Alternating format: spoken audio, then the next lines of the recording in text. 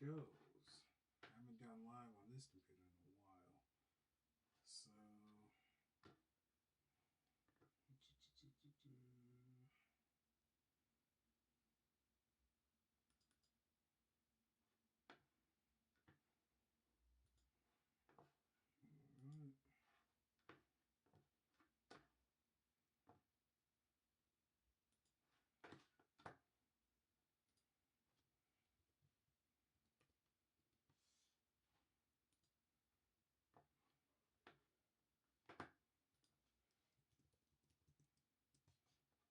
I don't know what Nick Fuentes is a hot topic right now.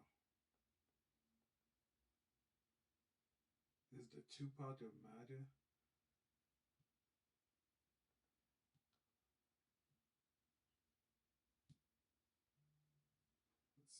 You're seeing this MAGA civil war getting worse and worse, messier by the day, with more big names jumping in to fight. And while some on the right, they've tried to dismiss this as some sort of sideshow, this is so much bigger and more important than they'll admit. And I mean, there is a very real fight over the future of MAGA and the right in general taking place. Right? They can try and act like this is some small little blip, the loud minority, but the numbers show that's a lie. And while this has been brewing for a while, and you can go back to my Monday and Tuesday shows for a deeper recap, the quick version is that recently things kicked off because Tucker Carlson interviewed white nationalist Nick Fuentes on his show last week. And among a decent chunk of the right, that sparked some backlash because Tucker is seen, even though he's not with Fox News anymore, as kind of this institution. He has a huge platform. In the interview, it was friendly, and Fuentes, among other things, talked at length about what he called organized Jewry. And so a whole bunch of conservatives, most prominently Ben Shapiro, Mark Levin, and Ted Cruz, condemned Tucker and Fuentes. But then you had a lot on the right coming to their defense, or at the very least, Tucker's defense, arguing that he was merely exercising his free speech and shouldn't be canceled. And well, now the latest high-profile pundit to make that argument is Brett Cooper. And very notably, Brett is a former Daily Wire host who was once dubbed the female Ben Shapiro before she left and started her own show. They're doing all of this. They're freaking out because of how popular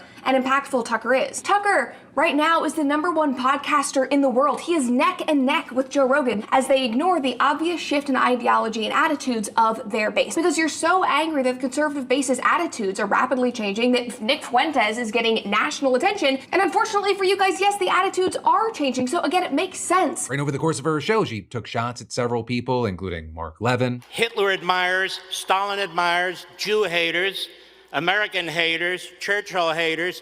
You're damn right we're going to cancel them and deplatform them. Also, Republican Senator Lindsey Graham. But if you ever run for office as a Republican and you embrace this weird shit, we're going to beat your brains out. As well as Republican Representative Randy Fine. Wait. I'm sorry. But,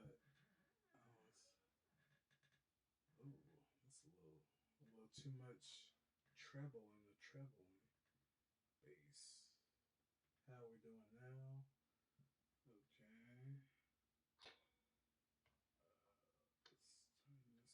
turn this down a lot. That was crazy. I know. Sorry about that. Let's see. He said, if you vote and you act like these, we're gonna beat your brains out. I can't imagine. I can't fathom actually how racist he was when you can actually beat people, black people, and get away with it. He was probably a monster. He was a terrorist in his own right. I like that. Okay. Tucker Carlson is the most dangerous anti-Semite in America. He has chosen to take on the mantle of leader of a modern-day Hitler Youth. And you had Cooper going after all of them for pretty much the same reason. Hypocrisy. This is just so incredibly hypocritical. Like, haven't we all collectively sat on our shows, sat on X, and talked about how dangerous it is and how irresponsible it was for leftists to just call anybody they hate a Nazi? It is the same kind of inflammatory rhetoric that killed Charlie Kirk. And then with all this, a comment that you made that probably got some of the most attention was a comment about Randy Fine, who's Jewish. I mean, he obviously, I'm sorry to say, but he obviously cares more about Israel than he does, principles like free speech. So, buddy, like, my advice to you, Randy Fine, is just move to Israel at this point. Right, and that seeming to echo something that Fuentes said to Carlson last week. If you're China first, you should live in China. If you're Mexico first, you should live in Mexico. If you're Israel first, maybe you should go live in Israel. Right, it also appeared that Fuentes himself took her comments the same way because he posted on X. Daily Wire alum Brett Cooper says Randy Fine should move back to Israel because he cares more about Israel than free speech. You're never going back to the way things used to be. Enough is enough. America first. But then we also heard a much different take on the fighting from Daily Wire host Matt Walsh, who blamed the Republicans' embarrassing defeat on Tuesday's elections on exactly this kind of infighting. We've watched the right-wing commentariat rip each other to shreds over offensive group chats and podcast guests and so on. Right now, a lot of people are kind of drawing lines on the right. But here's the line that we really need. Conservatives who have actually shown an ability to win and move the needle culturally and politically on one side versus conservatives who have never contributed meaningfully to any victory at all. And after last night's elections, it's clear that we should just not listen to those people ever again. In my view, the right must unite against the people who want us dead. Though then you had Fuentes responding to him saying your fence-sitting has grown tiresome, with him then going on to post about what he called lunatic Israel first Jews and ethno-narcissistic bullies. Right, despite calls for Walsh and a few others for unity, that really doesn't seem to be what's happening. At least not at the Heritage Foundation, right? Because one of the biggest things that catalyzed this civil war was a video statement that its president Kevin Roberts put out last week. We will always defend truth. We will always defend America, and we will always defend our friends against the slander of bad actors who serve someone else's agenda. That includes Tucker Carlson. Right, and that it shocked a number on the right to see the head of mainstream American conservatism's most prestigious think tank throwing its support behind Carlson here. And then actually on Monday night, Roberts partly apologized during a speech at Hillsdale College. A few days ago, I posted a video, truly with the best of intentions. But I have to tell you, to the students, that this old history professor made a mistake. And my mistake was not saying we aren't going to participate in cancel culture. We're not. My mistake was... I don't know why it's still echoing. Maybe I'm too close to the mic. Pause. Hey, let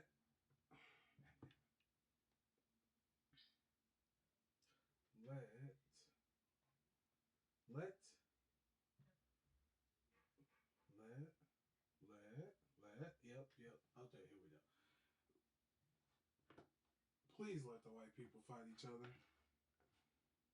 And then we could just, pick up and leave like they want us to. Black people should leave this country because it doesn't benefit us to be here anymore. Slavery's over. Jim Crow's over. There's no benefit to us being here. We play sports. And we're their entertainment. So why not leave? Suffer's mirror. Why not leave? Because this is terrible, folks. They're crashing out on each other. The Jewish people is positioning other people to go against other people, and then the other people is like, yo, we're tired of this. Y'all ain't America first, yada yada. I don't know, folks. It's getting a little sticky, icky. Was letting that, which we will never backtrack from, override the central motivation that I had in doing that. There's one of those ideas that really worries me. Well, so this ain't looking. This is just soda water and a little splash of lemon juice. It's an idea that has become cachet, not just on the left, but on the far fringes of the right. And that's anti-Semitism. But then Roberts also apologizing again personally to his own staff yesterday, reportedly saying, I made a mistake and I let you down and I let down this institution, period, full stop. And then adding that he was willing to resign, but saying that he felt a moral obligation to clean up the mess he created himself. Though none of that appears to have been enough to prevent this rift from tearing part of the organization apart. Right? Because you have the Washington Post reporting that at least 5 members of its anti-Semitism task force have now resigned in protest. Distinguished fellow Chris DeMuth has left. And there was another fellow, Amy Swearer, who reportedly told Roberts to his face that his handling of the controversy was, quote, a masterclass in cowardice that ran cover for the most unhinged dregs of the far right. But this also is others at Heritage felt differently, with one person, for example, at the meeting reportedly asking what would happen to those who agreed with Roberts and Carlson, and another comparing staffers who spoke with reporters to Judas. Even Roberts' own speechwriter, Evan Myers, reportedly suggested that Heritage's attempts to address accusations of anti-Semitism would eventually mean he'd be required to attend Shabbat dinner, which he said would conflict with his faith. To which another executive reportedly shot back, I'm deeply sorry that you cannot see that as a generous offer, but rather a personal attack on you. So clearly there's a lot happening, and we're gonna have to see what happens with Roberts' leadership there. But also, amidst the fighting, we got to hear from Carlson himself, because he went on Dave Smith's show and explained that he initially had reservations about bringing Fuentes on. For one, Nick had attacked my family, my father, my wife, one of my children by name. For another, as I've said a million times, I thought he was a Fed. I did suspect that. I don't know if that's true or not. I raised that with him. But basically, in the end, I decided Nick Fuentes can't be canceled. They've been trying since he was a freshman in college. It doesn't work. In fact, he's gotten bigger. He is enormously talented. Anyone who denies that is lying. And he has like a not fully coherent, but a semi-coherent kind of position.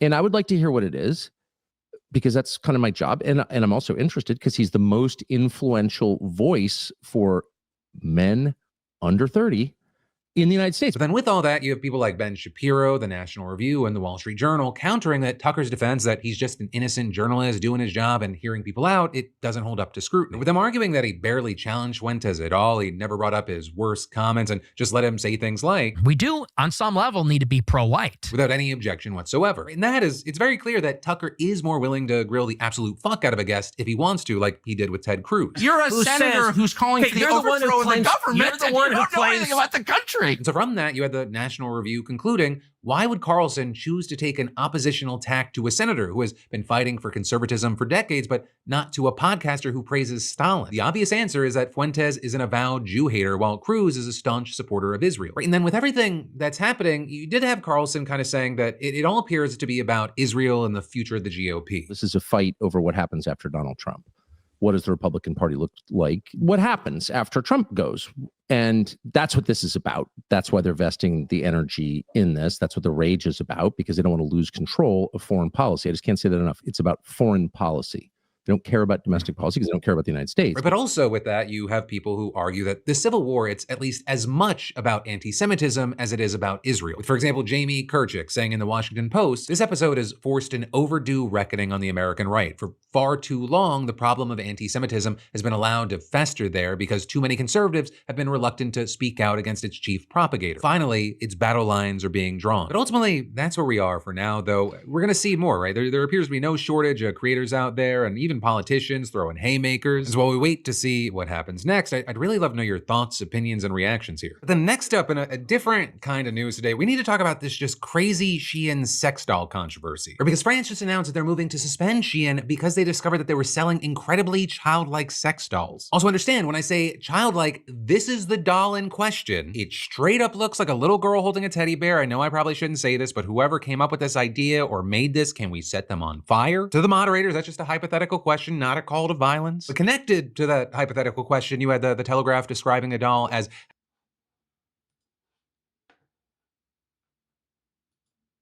I can't believe that that's a thing. Shein, hopefully YouTube doesn't demonetize this for this Shein child sex doll news. What?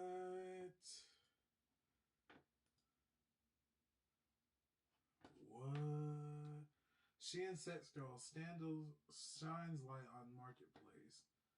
I hate when they do this. Come on, bro. This ultimate film was Shein sells an estimated 10 million items on its site a month. Shein says it has 900 employees working on content moderation. France also targeting fake products. France has cracked down on Shein over childlike sex dolls and banned weapons. Is exposing a perennial problem of online market. Failing to properly police third-party sellers, block sales of counterfeit, illegal, dangerous, or simply offensive products. What in the hell? Shein income consumers damn. For its ultra affordable fashion, showcases around 10 million individual items on its website. Goddamn. With the vast majority from the third-party vendors rather than its own brand clothes. This New York-based analyst Juices. I can't even say that. It's just a massive, massive catalog from all sorts of different manufacturing sellers and things. You will find are things no person at Shein has manually reviewed. To be honest, it's just on the site. It said Kazukinas. I can't. That's a wild name. In a statement to Reuters, Shein said it screens product listings to identify. It doesn't. Amazon said it takes measures to prevent prohibited products from being listed by third-party sellers in the store. No one to hold accountable. Parents cracked down. See this one over broader backlash. Team LA so Amazon Home and cheap health to consumers. Small parcels. That was crazy. Childlike sex dolls. Let's go to that was crazy. Let's keep having an erotic body and having realistic genitalia. And so the outrage has been massive across the board. You had France's consumer affairs and fraud control agency saying that the product leaves little doubt as to the nature of this content. And you had France's finance minister adding, if this behavior is repeated, we will be within our rights to request that Shein's platform be banned from the French market. Now, Shein defended themselves, saying the listing came from a third-party seller and that they're reviewing how they were able to circumvent the screening process. Or with the company also removing the listing and banning the sale of sex dolls, saying the fight against child exploitation is non-negotiable for Shein, and adding, I take this personally. We are tracing the source and will take swift, decisive action against those responsible. But then the whole situation got bigger because you had French reports saying that Shein was also selling weapons like machetes and brass knuckles on its site. And so you saw France deciding to launch proceedings to suspend the website. It was unclear exactly how the suspension will work or when it'll go into effect because, according to reports, Shein's website was still available in France on Thursday, but it just had no third-party products. But business ministers did visit Paris's major airport and blocked 200,000 parcels to be examined by a consumer watchdog. And as far as how long this will last, you had officials saying as long as necessary for the platform to demonstrate to the authorities that all its content is finally in compliance with our laws and regulations. But also, that's not where this ends, because this morning you had the country urging the EU to also step in, urging the European Commission to promptly conduct investigations to shed full light on the malfunctions that led to the marketing of illegal products on this platform. And also, like I said, this is just the latest backlash that Shein's been facing in France. Because Shein also just opened up its first in-person store in Paris, and unsurprisingly, a lot of people who live in the fashion capital of the world aren't stoked about the biggest fast fashion retailer planting its flag there. So you saw protesters outside for a number of reasons. Some taking issue with the sex dolls that were on sale, but also, before that controversy, there were almost certainly already going to be protesters there. Right? And that, in part because Shein has long faced criticism for its negative impact on the environment, as well as allegations of inhuman labor practices. There's even a petition opposing this store getting over 120,000 signatures. Hell, some brands even opted to pull their products from the BVH department store where it's at in protest of its choice to sell Shein products. Or with one co-founder saying, Shein, for me, is even worse than not being paid. It's a shame on Paris. It's a disgrace. You cannot be a sustainable brand and be in the same space as these people. That said, though, France hasn't said whether or not the suspension decision will impact the brick and mortar store. These people. Okay. These people. What does that mean? Police chase last week's Zon Manami, Andrew Cuomo's #1 hater. Okay.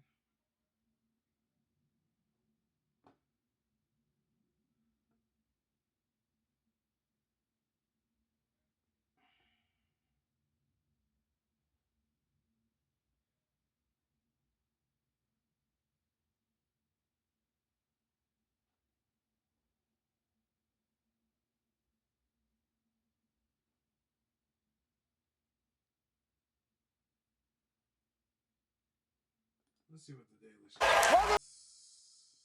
Skip this. Yeah, why are they lying like this? Like, they're lying great. Like, she, in her face, was like, damn, I'm lying like a motherfucker. And that's sad. You know, that are like stupid conservatives. And I mean stupid, not stupid conservative. Like, they're stupidly going hard for it. They're just stupid.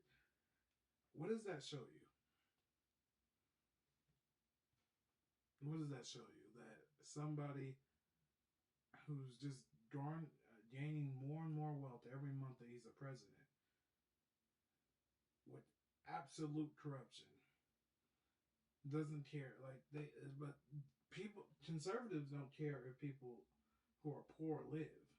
They just want the rich to live, and it's the weirdest thing. For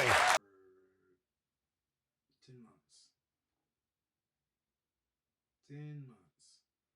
And he's gone absolute crazy on folk. You know, majority of white people, I'm not gonna lie, are demonic people. Like, look at him. He's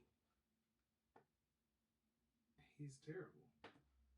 It's really, let's see what Mandami Victory speech. Let's see. Fox,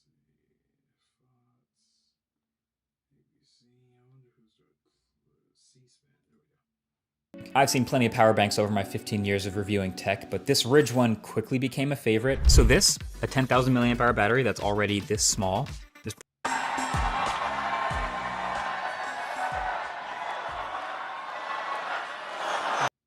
Oh, also 50 Cent, suck your mother.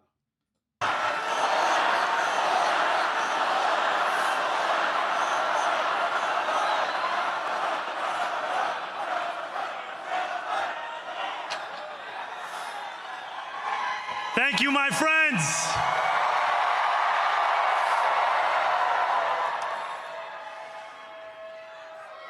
The sun may have set over our city this evening, but as Eugene Debs once said, I can see the dawn of a better day for humanity. For as long as we can remember, the working people of New York have been told by the wealthy and the well-connected that power does not belong in their hands. Fingers bruised from lifting boxes on the warehouse floor, palms calloused from delivery bike handlebars, knuckles scarred with kitchen burns. These are not hands that have been allowed to hold power. And yet, over the last 12 months, you have dared to reach for something greater. Tonight, against all odds, we have grasped it. The future is in our hands. My friends, we have toppled a political dynasty.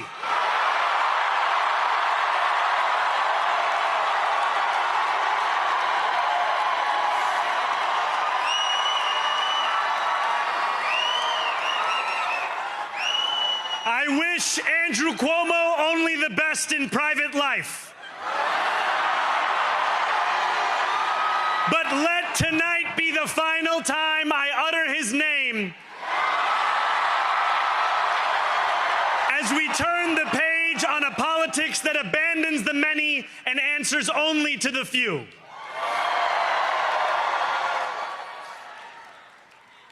New York, tonight you have delivered a mandate for change,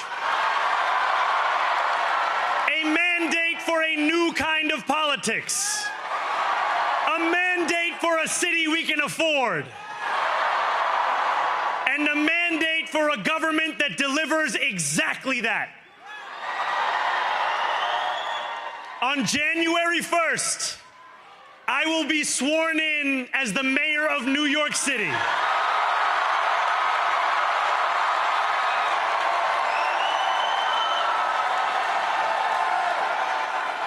And that is because of you. So before I say anything else, I must say this. Thank you. Thank you to the next generation of New Yorkers who refused to accept that the promise of a better future was a relic of the past. You showed that when politics speaks to you without condescension, we can usher in a new era of leadership. We will fight for you because we are you. Or as we say on Steinway, ana minkum wa ilaykum.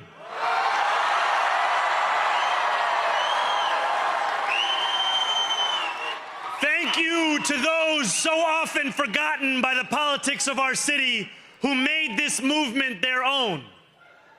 I speak of Yemeni bodega owners and Mexican abuelas, Senegalese taxi drivers and Uzbek nurses, Trinidadian line cooks and Ethiopian aunties. Yes, aunties. To every New Yorker in Kensington and Midwood and Hunts Point, know this. This city is your city, and this democracy is yours too.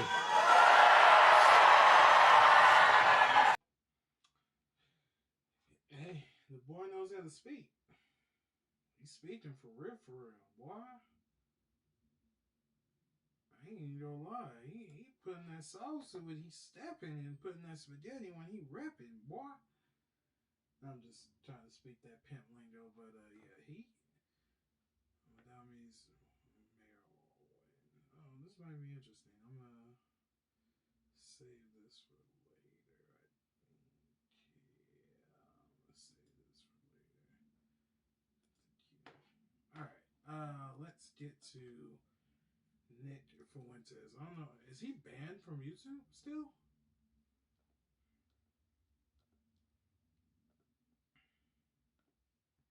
You can't pull up nothing of his.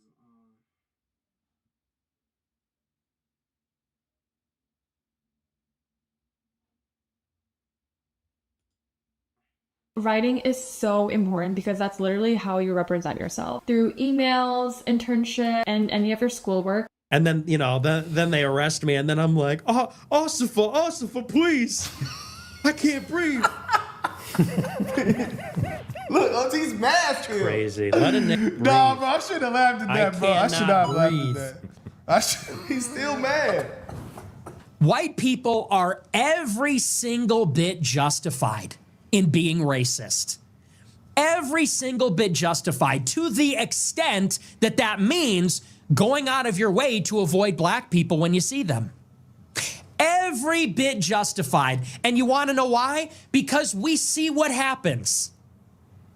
And nobody is under any obligation due to liberal ideology to put themselves in harm's way. If you're a white person and you're going to work or going to the ball game or going to the city at night, you don't want to enter into the terror dome where you're suddenly in a sudden death match. You're like in the gulag in Call of Duty fighting for your life all of a sudden because you got on the wrong train car. Because a car full of black people pulled up on you by the bus stop. You turn and you walk the other way. You avoid their neighborhoods. You avoid going out on Memorial Day or Labor Day weekend at night in certain places. When you see them, you start walking in the other direction. And we are every bit justified because we see what's going on and we don't want to die. It's that simple. The problem with this guy is that he's making it about race. No one should want to go anywhere where there's violence. Even black people shouldn't go to some places where there's violence. But to make it out to say us white people definitely should, because we're white and we shouldn't be around black people, that's where the problem comes in my opinion. In general, you don't want to be around places that are violent. But he got to make it about being white and white people deserve to be racist against black people. No, it's like you can avoid violence against any group of people. White people are violent too. Hispanics are violent too. Black people have violence. Now, some communities are more violent than others. So you avoid the community as people in general, not just because you white. Because somehow you speaking up for all white people. It's like, it's complete stupid and asinine to me. Then he was on Candace's show saying he don't want to race mix. He want his bloodline to be pure. As if every white person come from the same place. I forgot him and Candace got into it too. Yeah, man. I think that, because like the same thing, You know, we don't want to go where it's violent either. You know, yes. OT don't want to go where it's violent. Candace doesn't want to go where it's violent. Nick's point, he's saying, is it's typically a trend of violence from one race. Well, we know black people are more violent. We know this, but that doesn't mean that just like he said, we don't want to go around the violence either. It's not a race thing. It's a violent thing. We don't want to go around violent people. If we go to a HBCU, there, you know, like, or somewhere where like, maybe not HBCU. That's a bad example. This is a good, terrible example. Okay, so why didn't we feel that way at the Black Conservative Federation events? Because they're conservative. But they're black. Conservatives. But they're black. You see? No, but it depends. Even when we were at the Essence Festival, that was in New Orleans. They were not conservative, but there was no frequencies in there. You know, it's certain places you can go. It's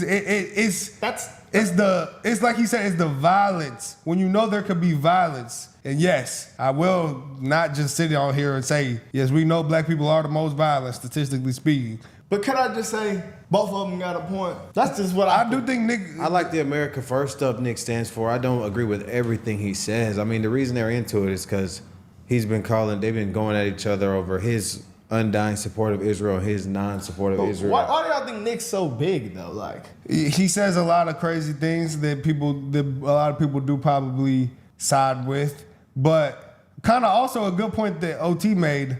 Charlie Kirk would never talk like that. No, Charlie Kirk and Nick were not friends. No, they're two different people. Remember in Detroit? Yeah, we saw Nick pull up. That's when I figured out who he was. They kicked him out of the event. Actually, that's why he was outside in the street. That's when I figured out who he was. You know, I don't know. I'm an America First guy. You know, I'm pro-America, so I understand like why Nick came at Officer Tatum. But now I've been seeing more people side with Nick than anybody. Bro, like the younger generation is not as pro-Israel as Brandon Tatum. No, like his engagement is like nobody I have seen in the conservative movement besides maybe Candace. She's a person that like Charlie. Her numbers. He's gone now.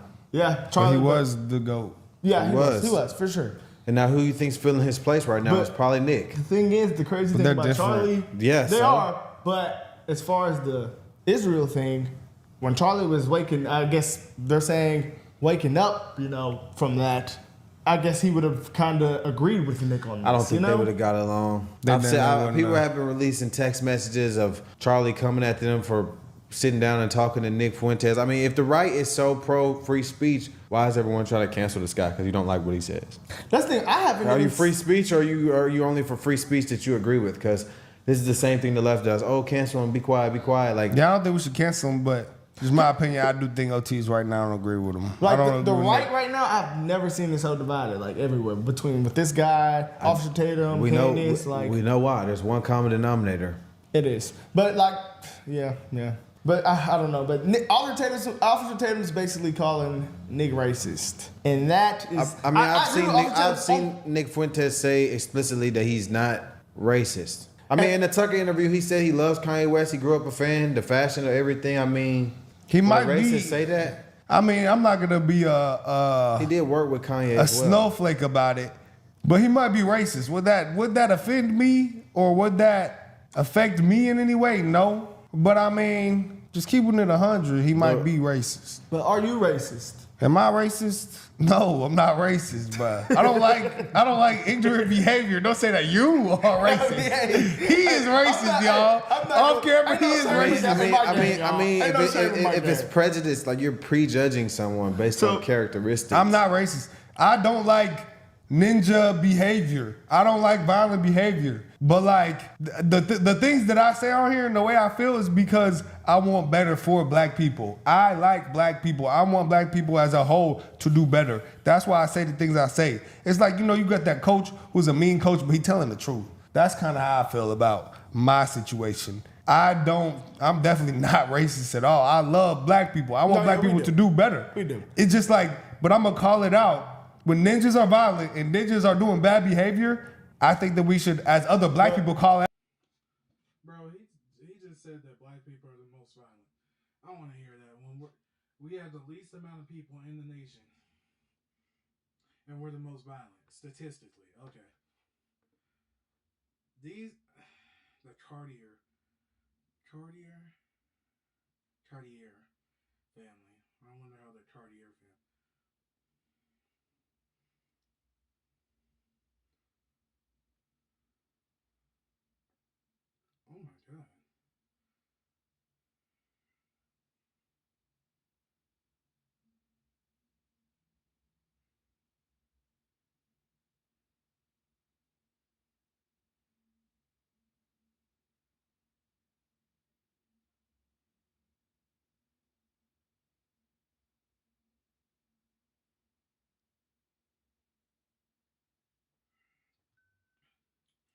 didn't think tunes could evolve like this, but what is it? What's that song? Hold on, let me see if I can find that song. This is the best song now.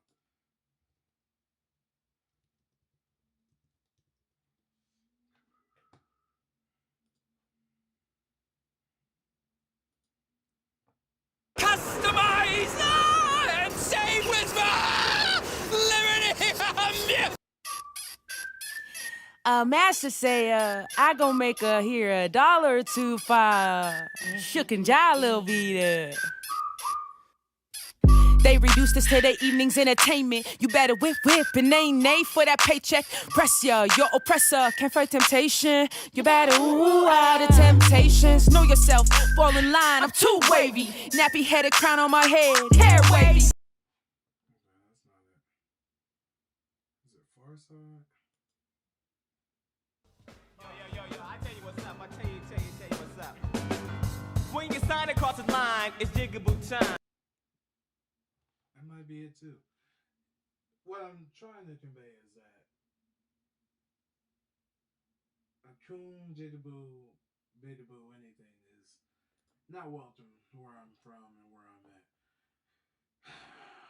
This is crazy. Nick Fuentes calls out Charlie Kirk.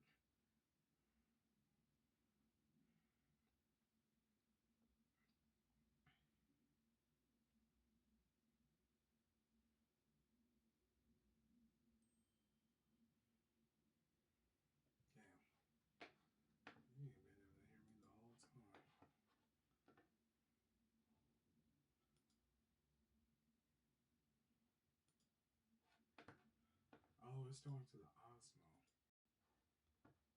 What about now?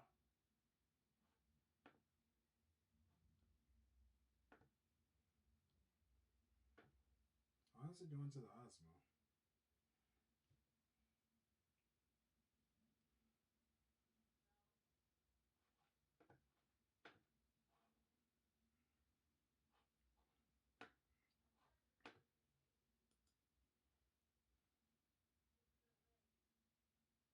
You said what?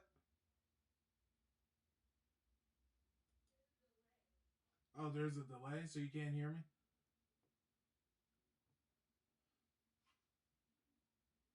I have a moderator, aka my girlfriend.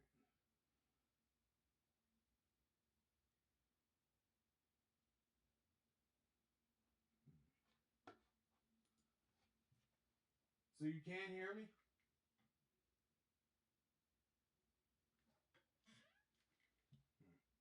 Alright, let's get back to this. I don't know why I was going through that. Let's see. Alright. So I don't blow off your ears. You probably didn't hear me for the first, let's say 30 minutes of this shit. So speed run this. And I mean speed run it. Alright. Stupid nigga.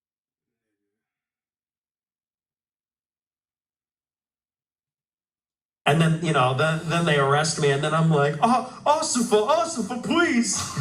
I can't breathe. Look, he's mad. Crazy. Let him No, I shouldn't have laughed at that, bro.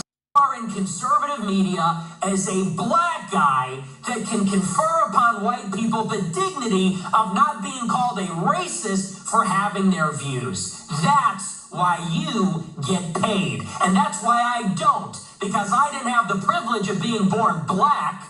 I was born white. So there's a limit on what I can say. There's a limit on what I can say without being penalized in the so-called free marketplace of ideas. And everybody knows it. You are playing by a different set of rules, pal. You have training wheels on. You think you've earned it? Everything you have. Take a look around at your studio, your contract, your employees. If you said the stuff that you said as a white person, you would be gone. And everybody knows that. You're on Blaze hosting E. Michael Jones talking about the Jews. It's a good thing you're black, because if you weren't, you would have been fired like Elijah Schaefer, because you did not compete to get that. You got it because people feel sorry. People don't want to be called racist. They feel sorry. They need a black person to give them credibility. He really going in and letting the raccoons know exactly how the white nationalists feel. Something that if you ain't living under a white rock and have any sense, we all knew in the first place. But here's the interesting thing from my perspective. This dude, Nick Fuentes, ain't just talking. He is the voice of the young white supremacist movement at the moment.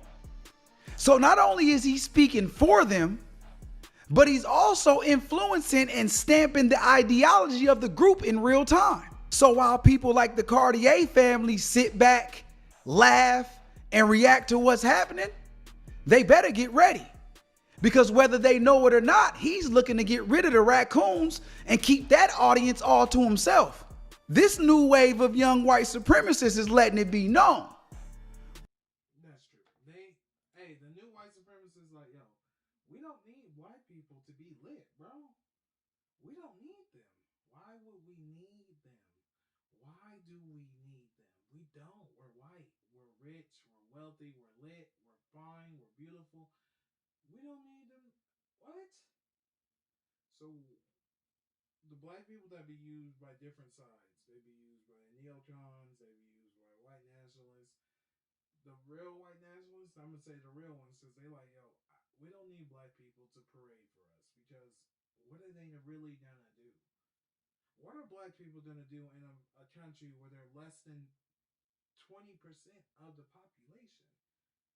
What can they really do? What have they really done?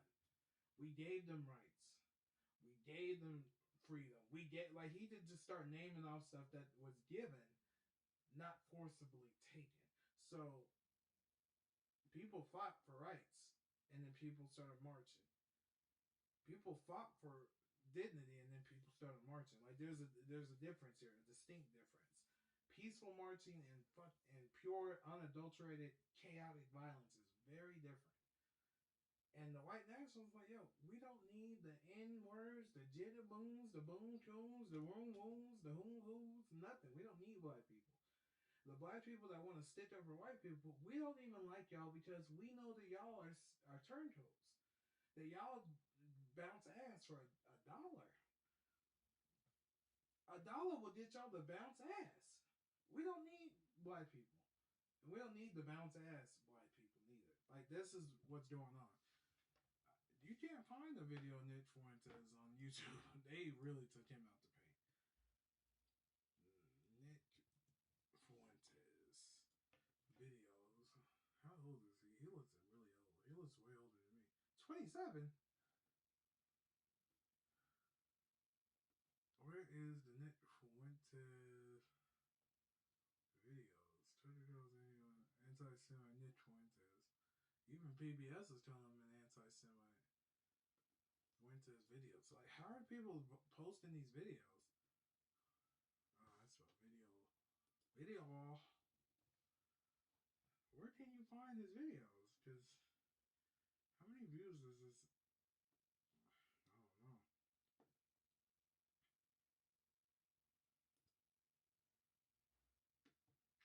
Getty Images. Why is Getty Images America First? Paul Demo.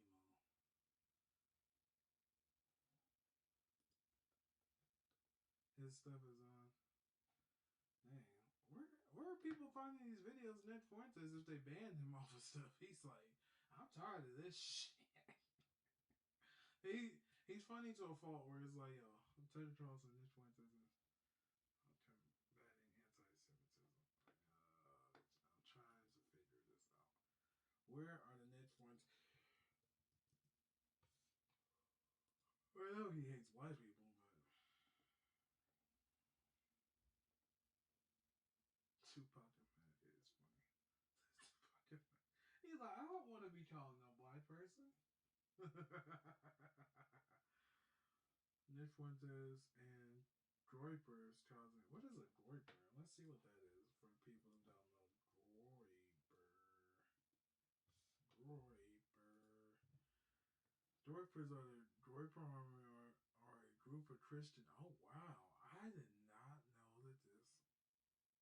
When did this come out? Wikipedia. It's crazy. Black people are at such a loss in this country because we have to either side with Jewish people who want to use us, parade us, and make us out to be like puppets and good lapdogs, or we have to combat with white nationalist racists, and they just want us dead and gone or stuffed on a pike where our heads, or probably our whole bodies, are burned at swinging on trees. We're in a hard place in hell. Rock hard place in hell. White people live in hell constantly because we don't know which white group is going to just start screwing with us for no reason. We slaved for y'all. We get redlined for it. We still get redlined for y'all. And we allowed y'all to abuse us mentally and physically for at least 50, 60, 70, 80 years after you ended slavery. And then y'all came up with police and prison systems, and then, child protective systems that was only designed to attack black people.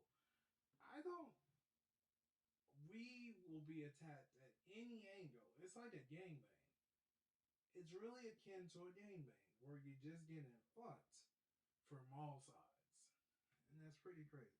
Alright, let's see. Groypers or the Groyper Army are a far-right group loosely defined as followers, fans, or associates of American white nationalists. Why is this? Okay. But then, commentator has been some live stream. Oh, he's the one that started it. They are named after a variant of Pepe the Frog, an internet meme. Interesting. Groypers have attempted to introduce their politics into mainstream conservatism in the United States by various means, participating in various. Oh, okay.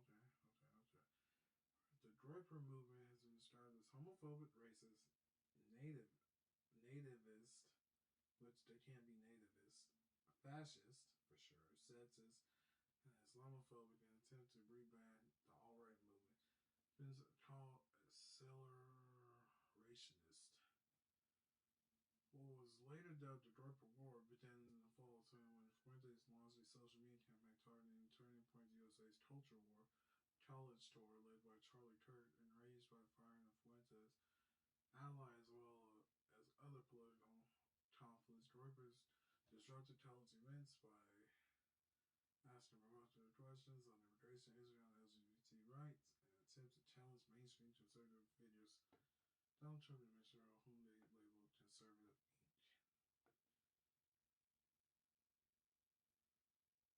Just wrote by George Pathways, opposing division.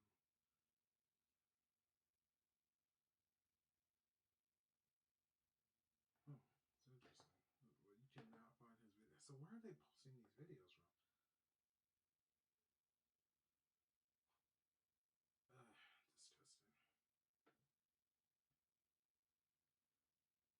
How does Tucker Carlson feel about this? Let's see. Tucker Carlson.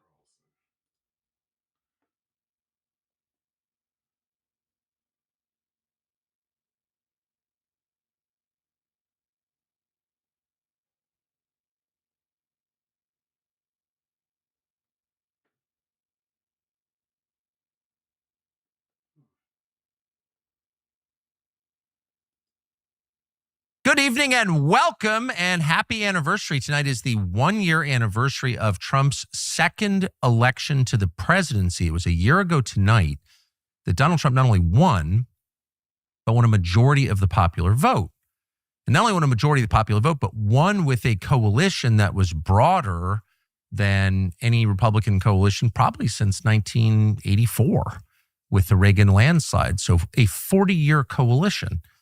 And at the time, looking at not just how many people voted, but who voted, it seemed really obvious if you were interested in keeping the left at bay and the Republicans in power for, say, the next generation or two, you would copy exactly what Donald Trump did because no one else has done it in 40 years.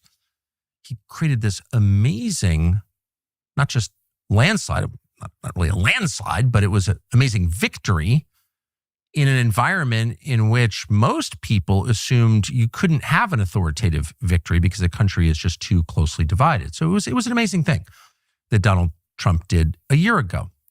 So the election was a year ago. That means the midterm election is a year from now, and the next presidential election 2 years after that. So it's probably not too early to start thinking through what comes after Donald Trump. No disrespect to the sitting president, but of course, there's going to be something after him because he can't run again. And needs to say people are thinking about that, and not only are they thinking about it, they're already arguing and fighting about it. There is what Politico is calling a civil war in the Republican Party. And it's over, of course, identity, because the only wars we have in this country, the only sanctioned wars we have domestically are about identity, BLM, anti-Semitism. Of course, that's not really what they're ever about. These are proxy wars. These are wars waged on behalf of people who aren't directly participating for reasons that are never openly stated. And this war is actually about what comes after Donald Trump.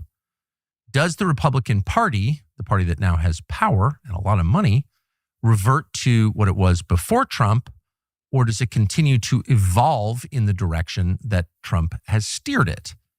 That's the question. And on that question hangs a lot. Well, control of the most powerful country in the world, control of the free world, such as it is, the shrinking free world, and an awful lot of jobs for people and an awful lot of military power. So there is a lot at stake in this contest. So consider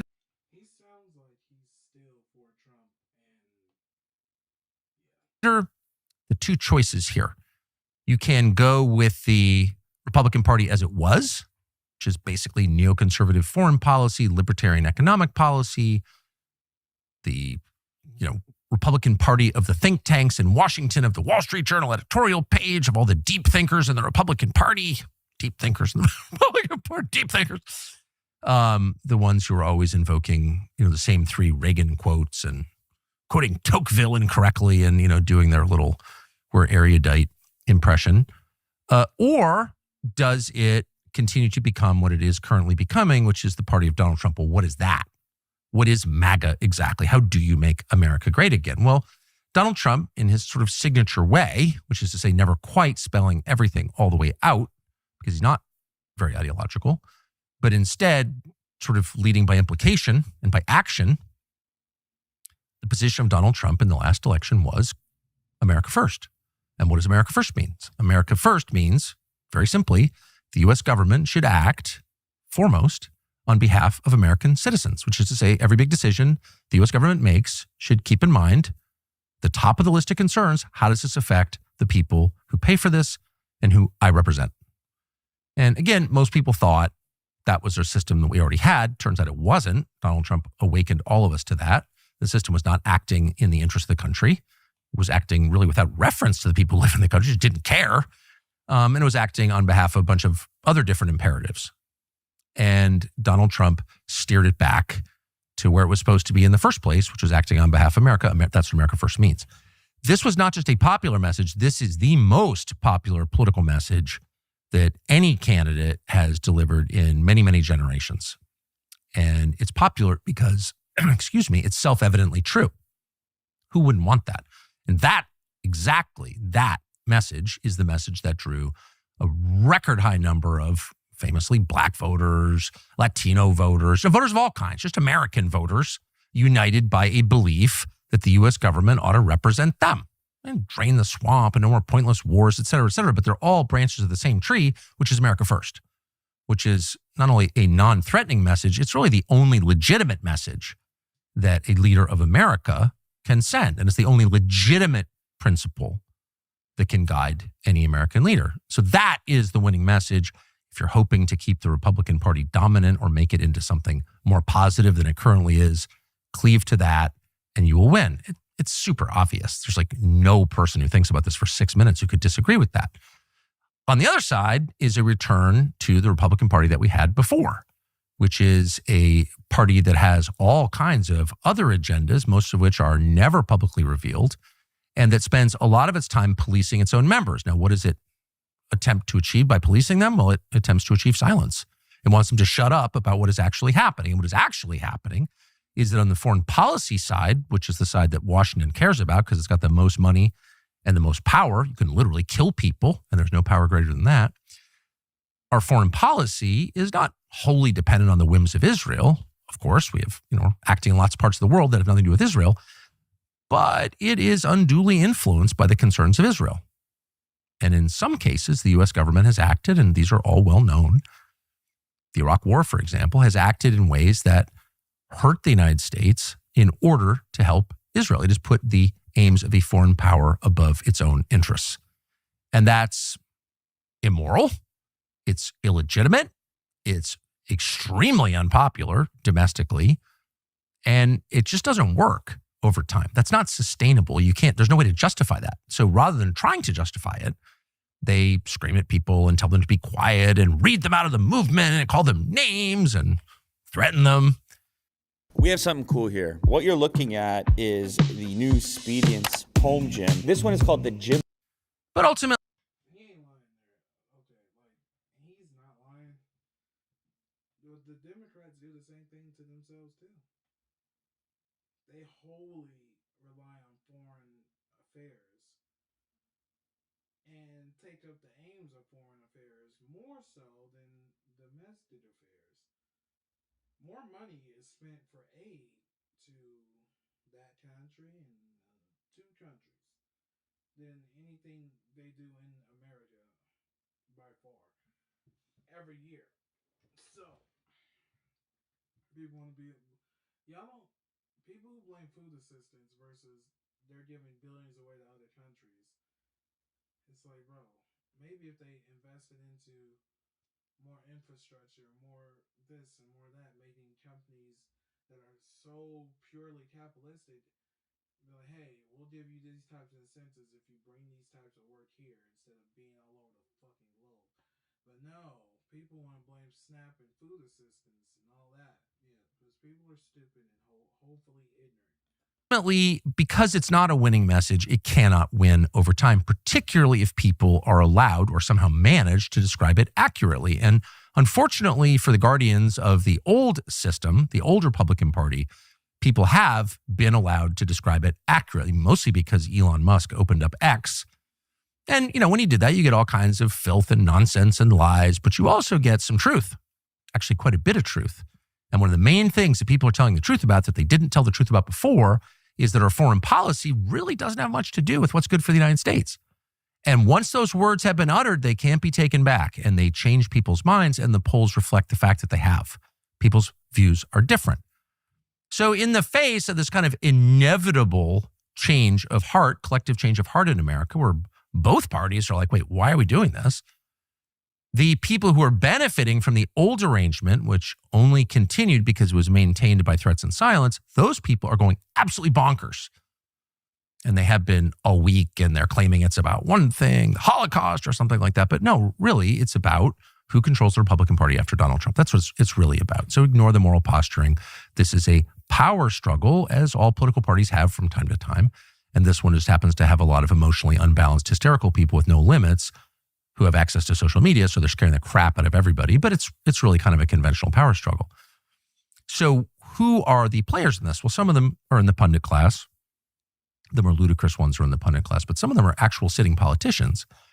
And if you were to choose one who symbolizes what we're actually debating and the stakes of this conversation, it would have to be Lindsey Graham. Lindsey Graham is a senator, the senior senator from the state of South Carolina, one of the most conservative, reliably Republican states out of 50. And he has been in Congress since 1994, so that would be 31 years. And he is running for yet another term as a U.S. senator. He's 70 years old. He'd like to serve till he's 77. And he has the support, not simply of the White House. He has an endorsement from the president, but he has more donor support probably than anyone who's ever run in the history of the United States. I mean, Lindsey Graham has so much donor support, and donors, just as a numerical question, probably represent, 100th of 1% of the American population, but have a great deal higher proportion of the money. he's the most popular candidate they've ever backed. He's like a higher IQ, less grading Nikki Haley or Ron DeSantis. And so they'll be backing him, and all things being equal, he will be reelected. And so why does this matter? Well, it matters not because Lindsey Graham is like a horrible person. I mean, he may be a horrible person. The truth is Lindsey Graham is actually a very charming person and a very interesting dinner partner and a fun person to be with, hilariously funny. I met him for the first time. I was his seatmate on a campaign bus in 1999. He was a member of Congress, and we spent a couple of weeks sitting next to each other. And by the end, I thought to myself, I love this guy. He's hilarious. Always a joke. Always has a drink in his hand. Like he's genuinely a cheerful person. Probably fun to play golf with. So the reason that this is an important race is not because Lindsey Graham is like Mark Levin, someone if you were stuck in an elevator with him, you'd have to obviously kill yourself because you couldn't handle it. He's not that. You'd enjoy being stuck in an elevator with him. The reason it's so important is because Lindsey Graham is the living symbol of the old Republican Party, the Republican Party that did a lot, almost as much as the Democratic Party, to destroy the United States. And so if he is reelected next November, that will be a sign that actually the democratic system doesn't. That was a long way to say he don't like this motherfucker. That was a long way of saying that, but I feel you. Doesn't work. Lindsey Graham's views are not popular. They are despised in the state of South Carolina. His views, if you were to disaggregate Lindsey Graham from what he believes and just poll Republican primary voters in South Carolina, do you agree with this? Lindsey Graham would be less popular than the Democrat because his views are repugnant to Republican voters and to Trump voters.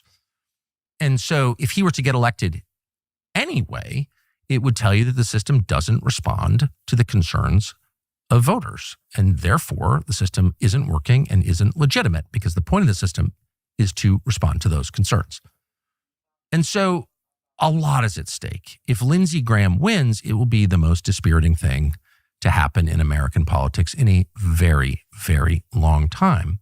So if Kamala Harris were to win in the last, a year ago tonight, it would be horrible. She'd be an awful president, probably even worse than Biden, insecure, fragile, weird, dumb. You can just imagine, nightmare. But at least you could say, well, she was elected by a party that kind of agrees with her. Kamala Harris got elected because the Democrats are insane. Okay.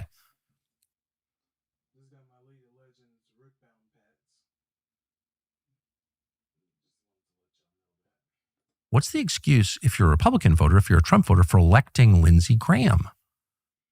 Hard to think of one. So just want to spend a couple of minutes before we go to one of the men challenging Lindsey Graham in the Republican primary next June, Paul Dans, who we're going to talk to in a minute.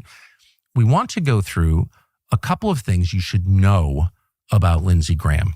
So if Graham gets reelected, it'll be because the true Lindsey Graham, his record, his views, his priorities, his dark impulses are all lost in the haze of propaganda that surrounds him, and people only know him through the political ads. He said his dark impulses. That was funny as hell. I'm sorry.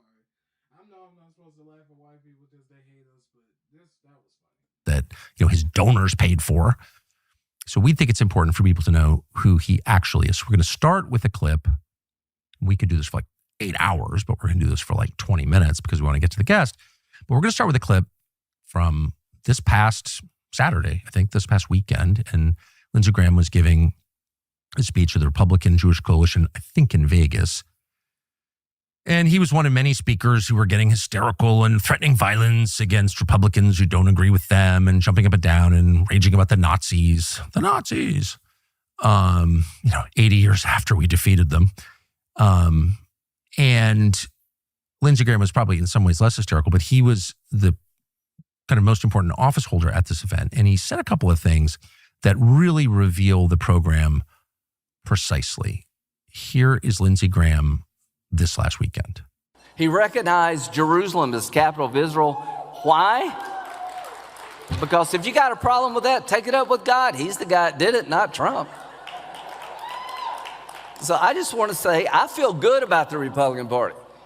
I feel good about where we're going as a nation. We're killing all the right people and we're cutting your taxes. So there are a couple of things to notice about this that really tell you everything you need to know about Lindsey Graham. First, and we left the context here, he's defending Donald Trump. He's saying, not defending. Trump is probably pretty popular in the room, but he's saying, remember, Trump's like a great president. Why is he great? Well, because he moved the U.S. embassy from Tel Aviv to Jerusalem. What?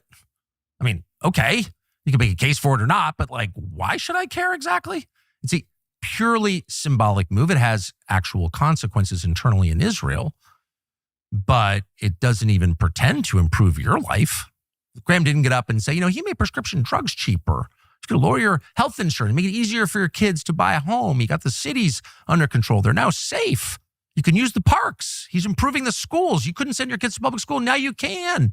You can use the emergency rooms again because he's deported 10 million illegal aliens who were hogging the space, which is where we currently are.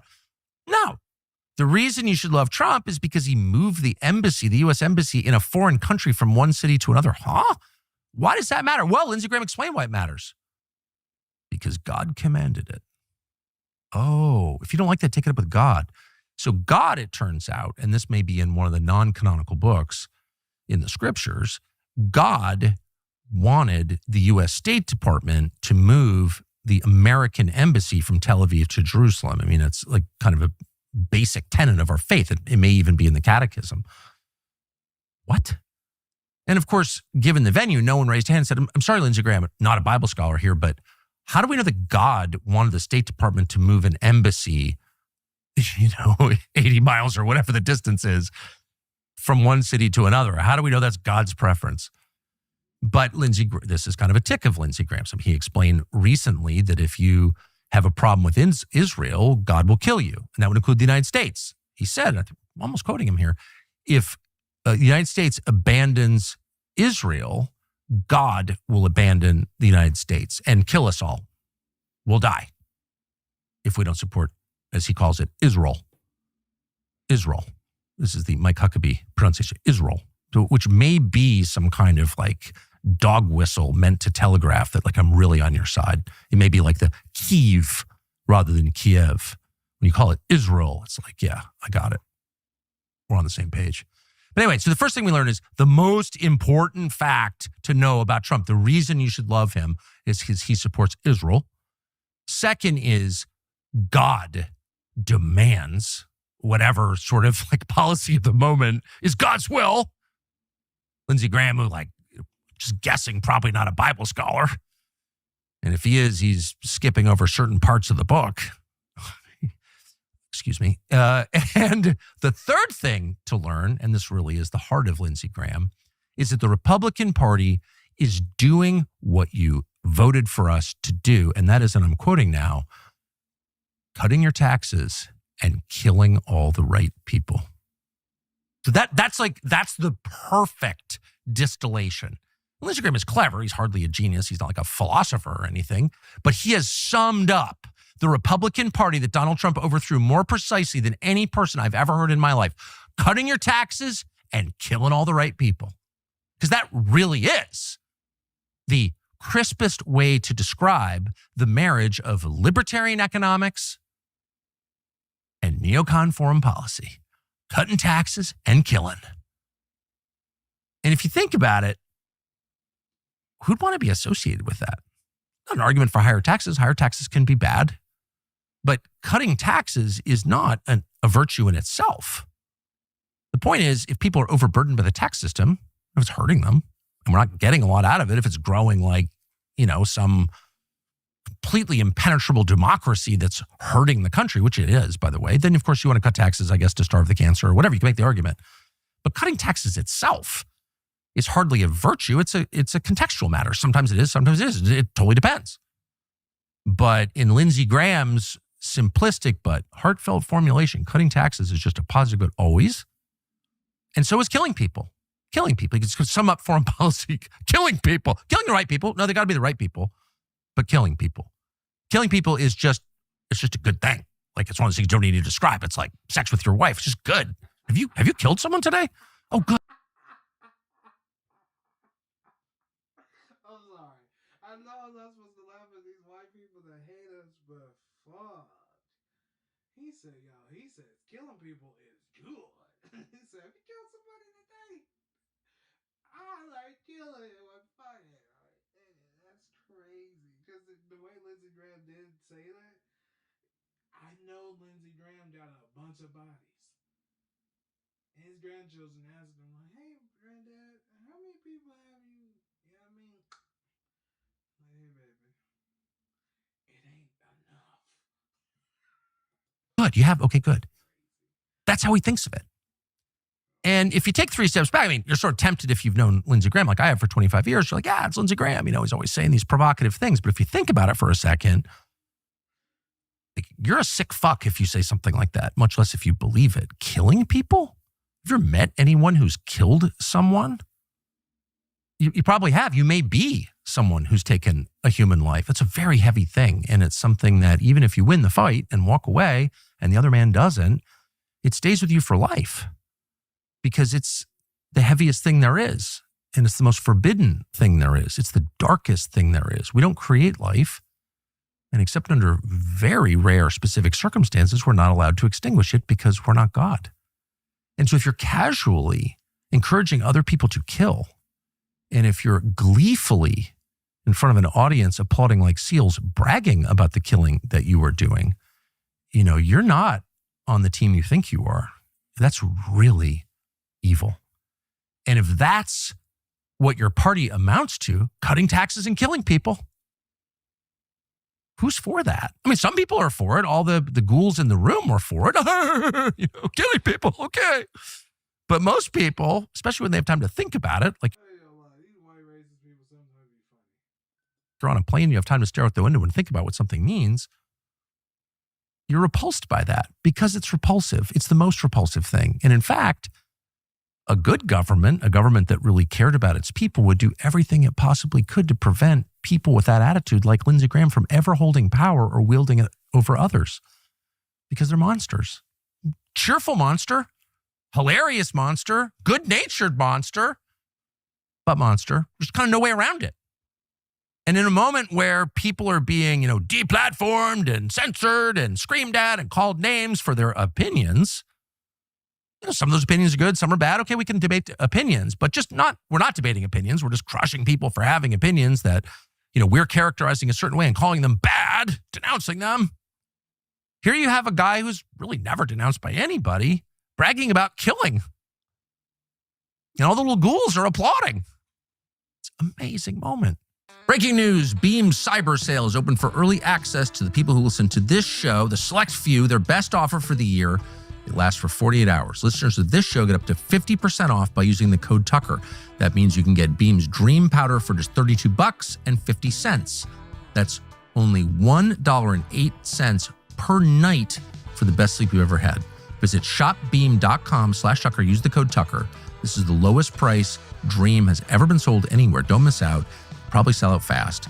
Dream is packed with ingredients your body needs to sleep. Natural ingredients, nothing weird. Magnesium, melatonin, but dosed intelligently, not like the drugstore garbage that knocks you out and leaves you groggy. It's like a head injury.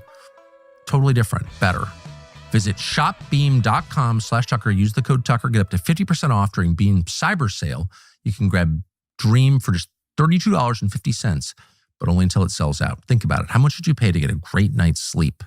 8 hours uninterrupted with Beam Cyber Price, $1.08 per night. Shopbeam.com/Tucker. Shopbeam.com/Tucker. But if you're a Republican voter, if you're a Trump voter, for example, or a Republican donor, or someone who thinks of himself as like kind of boxed in by the system and unable to vote for anybody but Republicans, you need to do whatever you can to make sure that that's not your party's platform, cutting taxes and killing people.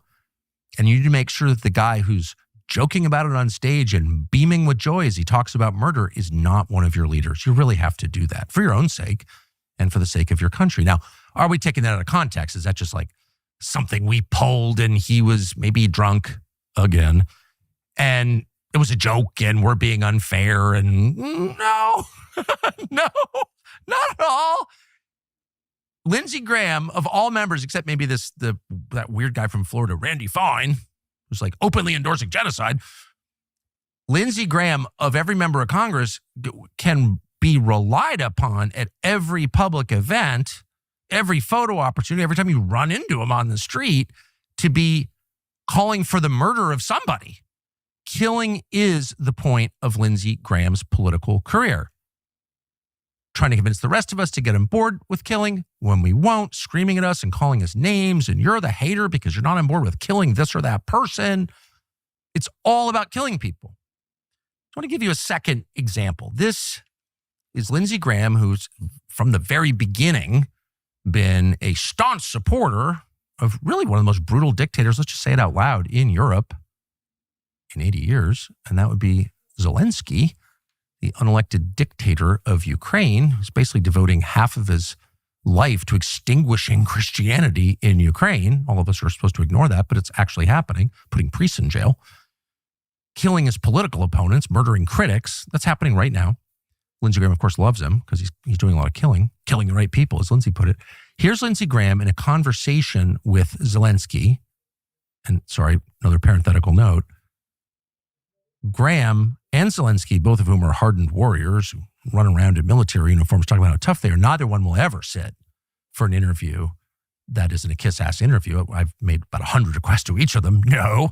So they interview each other.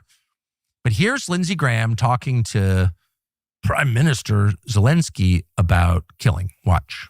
Free or die. Free or die. Now you are free. Yes. And we will be. And the Russians are down.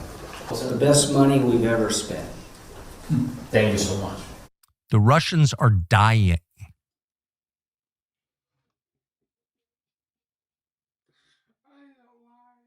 White people are the most troublesome, psychotic people on the planet, and it is hilarious. You go, y'all can't find depths to keep going to be evil. And they'd be like, hold my beer, you motherfucker. And you're like, whoa, buddy, I was playing.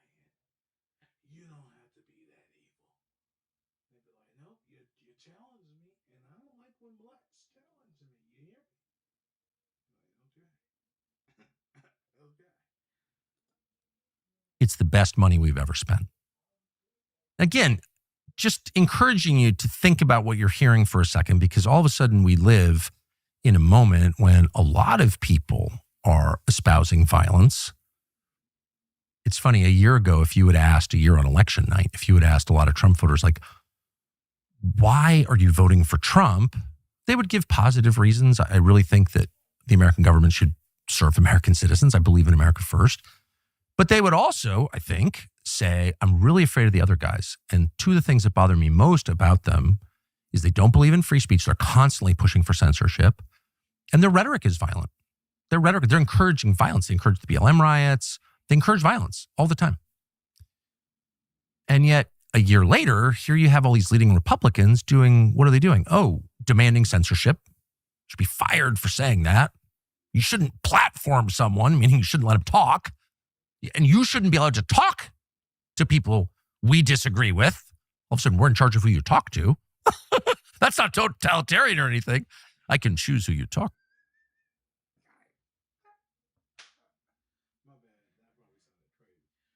Holy fuck. That was the funniest.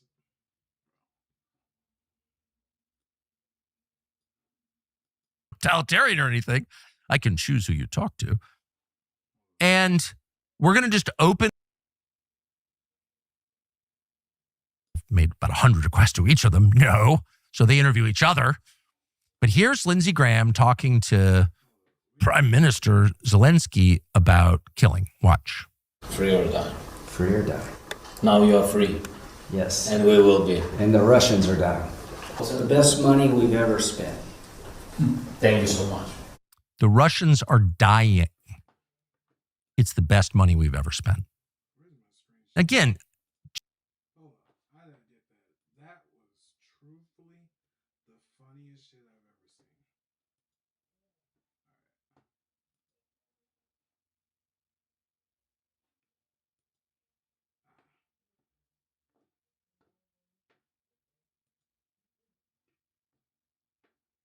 just encouraging you to think about what you're hearing for a second, because all of a sudden we live in a moment when a lot of people are espousing violence alone before God to account for what we did. Not for what our kids did. I'm really afraid of the other guys. And two of the things that bother me most about them is they don't believe in free speech. They're constantly pushing for censorship. And their rhetoric is violent. Also, side note, I'm trying to get this clip.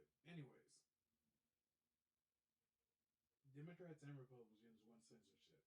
Democrats and Republicans hate free speech because what? It speaks out against what they're trying to push or get paid for to push. It's called lobbying. You don't have the pay to play? Then bitch, get out the way. Move. Get out the way. What Ludwig saying? And I know he funded by himself. Anyway. Their rhetoric, they're encouraging violence. They encourage the BLM riots. They encourage violence all the time. And yet, a year later, here you have all these leading Republicans doing, what are they doing? Oh, demanding censorship. Should be fired for saying that. You shouldn't platform someone, meaning you shouldn't let them talk. And you shouldn't be allowed to talk to people we disagree with. All of a sudden, we're in charge of who you talk to.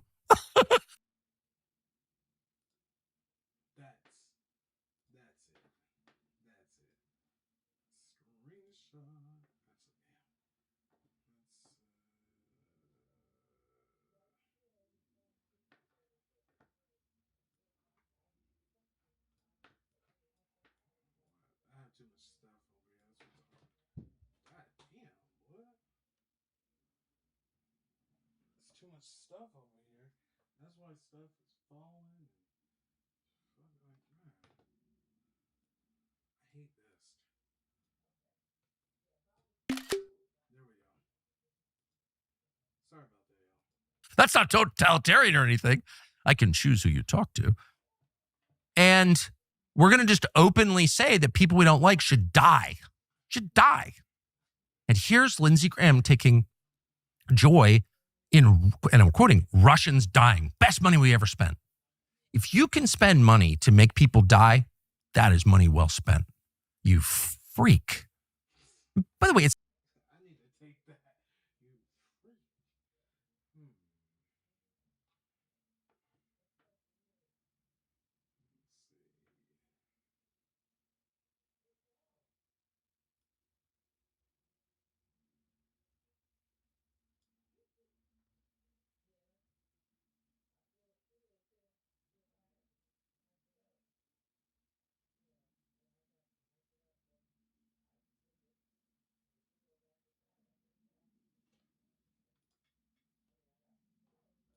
money well spent.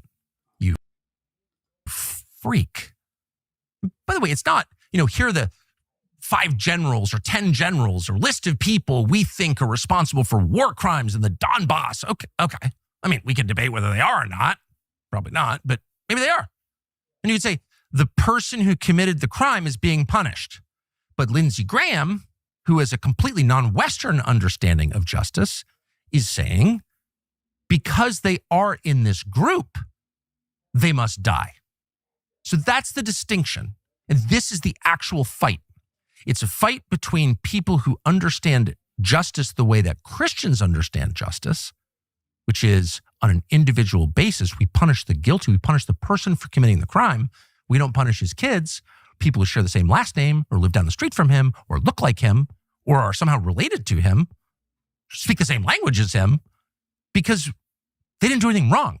We don't punish the innocent in Christianity because we believe in the human soul, the individual soul. We don't think we're judged as a group. We think we are judged as individuals. We'll stand alone before God to account for what we did. Not for what our kids did, not for what our grandparents did, not for what our neighbors did or our countrymen did or our leaders did, but for what we did. And that is the basis of Western justice. And it's being abandoned. And without a fight, because people don't understand what is happening. But make no mistake, the attitude. I wonder if Tucker Carlson believes in slavery. I bet he does. It was a good thing. Yeah. Christians tend to believe slavery is a good thing. That you just heard from Lindsey Graham is an Eastern understanding, a non-Christian understanding of justice. The Russians. What does that mean? What Russians? Just Russians. They're dying. Best money we ever spent.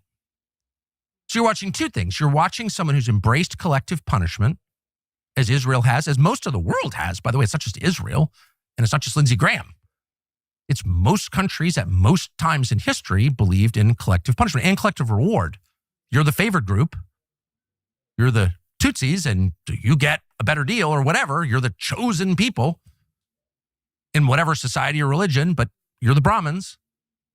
you get, because of your DNA, a better deal. The diversity, DEI, affirmative action, they're all species of the same kind of thinking, which is collective thinking, which denies the reality of the individual human soul. And it is therefore anti-Christian. And the entire West was set up as a bulwark against that kind of thinking. And that's why it succeeded. And that's why it's been free and prosperous and happy. And people like Lindsey Graham don't acknowledge that. And instead they worship death.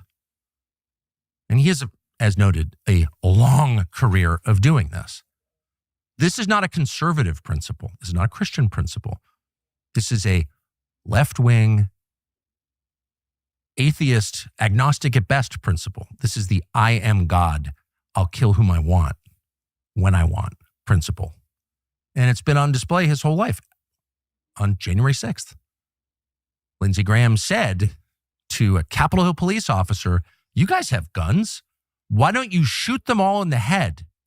Right here. Hold on. What? What? Can I come in? Yeah. Julie just called me.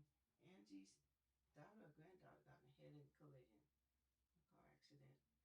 She's in the hospital. I think they had to. What they do? They had to do some kind of operation. I think on a leg, an arm, or something like that. But luckily, she didn't get hit. Nothing bad about her head or anything like that.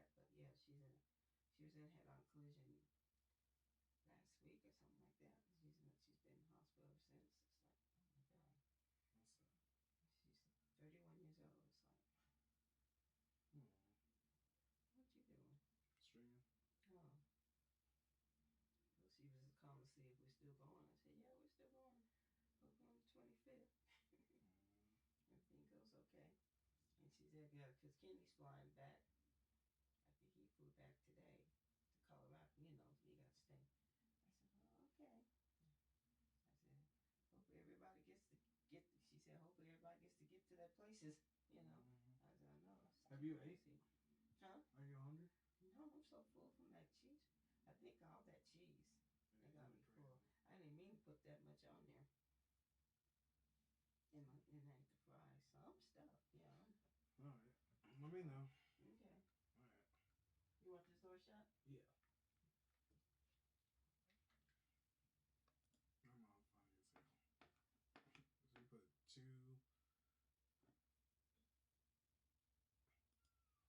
double cheese on a chili cheese dog. It's crazy. Wish you had. Shoot them all in the head? These aren't Russians. These are Americans. These are like 60-year-old ladies with pocket constitutions in their handbags and diabetes and bad knees who thought their election was stolen from them because they believe in the system.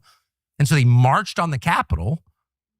They didn't know at the time that there were like 230 FBI, whatever they were, agents, provocateurs, that the whole thing was managed. Some of us sensed that immediately. Lindsey Graham could find out. Maybe he has. He doesn't care. Those people, in some cases, lured into this trap, allowed into the Capitol by security. That's on videotape. We're not guessing. Those people should be executed because what? They made him scared, and he was scared on 9/11. Talk to his colleagues. I have. Lindsey Graham was terrified. Lindsey Graham is a physical coward. Of course he is. All the chicken hawks are. That's why they don't fight the wars, but they're also victims in this. When you call for the deaths of others, when you regard other people's lives as meaningless, when you think it's the best use of federal tax dollars to murder them, as he does, you become more afraid for your own life. It's always true. Dictators are always paranoid and afraid. They're never brave, ever. And Lindsey Graham is no different. Shoot them in the face. So the idea that Lindsey Graham is a conservative, with the caveat that, like, who even knows what a conservative is now? Conservative? Is Mark Levin a conservative? Is Dave Rubin, whoever that is he conservative? Okay, I guess. I mean, whatever. But if the... This is an interesting thing going on. Let's hit a drifty to tie this all up. he's deluded to all this.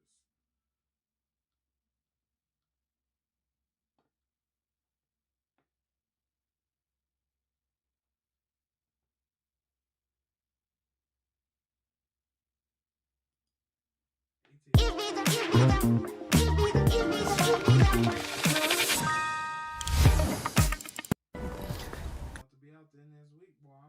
No, this week. 2 weeks. How you doing? I'm doing great, man. I'm doing great. Let's test this diamond chain. For real? Yeah, we'll test it. Just sit tight, buddy. No. Sit tight. It's all good. It's all good. We believe it. Put it right on the fucking diamond. You It's go. good? You go. So, Valid? It's valid? Mm-hmm. Every nigga on wit really rare. We pop out of the bitch, you gon' steer. These nigga be talking like they want my spot. I swear I leave nigga dead. Say again? What's the last bar? The nigga be talking cause they want my spot. I swear I leave them nigga dead. You killed somebody before? I mean, not on books. I like you. I like him. I like him, man. We're not gonna sign you just yet. So you got a murder on your belt. Nah, I'm just joking. Are you? Not on the books. Okay, Slick. We got an opportunity for you to be a shooter down here. Oh, so I be stepping. Nigga ain't gonna play with me. You stepping? Oh, I'm stepping for sure. What you would do if somebody walk in here right now and lay everybody down? I mean, I ain't got nothing on me, big dog. I'm gonna have to hide behind them. If I go to jail,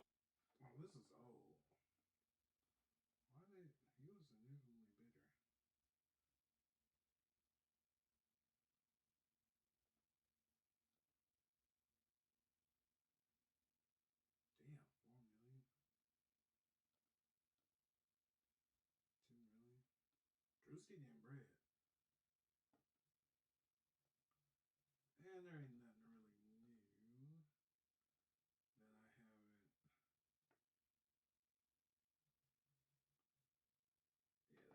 So not Drewski. Let's go to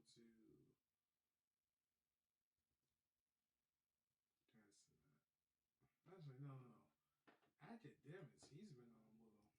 is a coward. It's just annoying.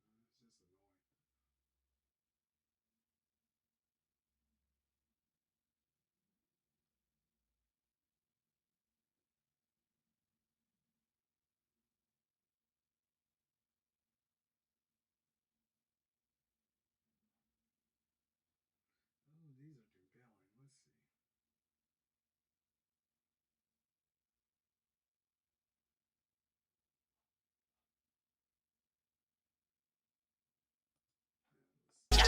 They got me feeling like I'm academics.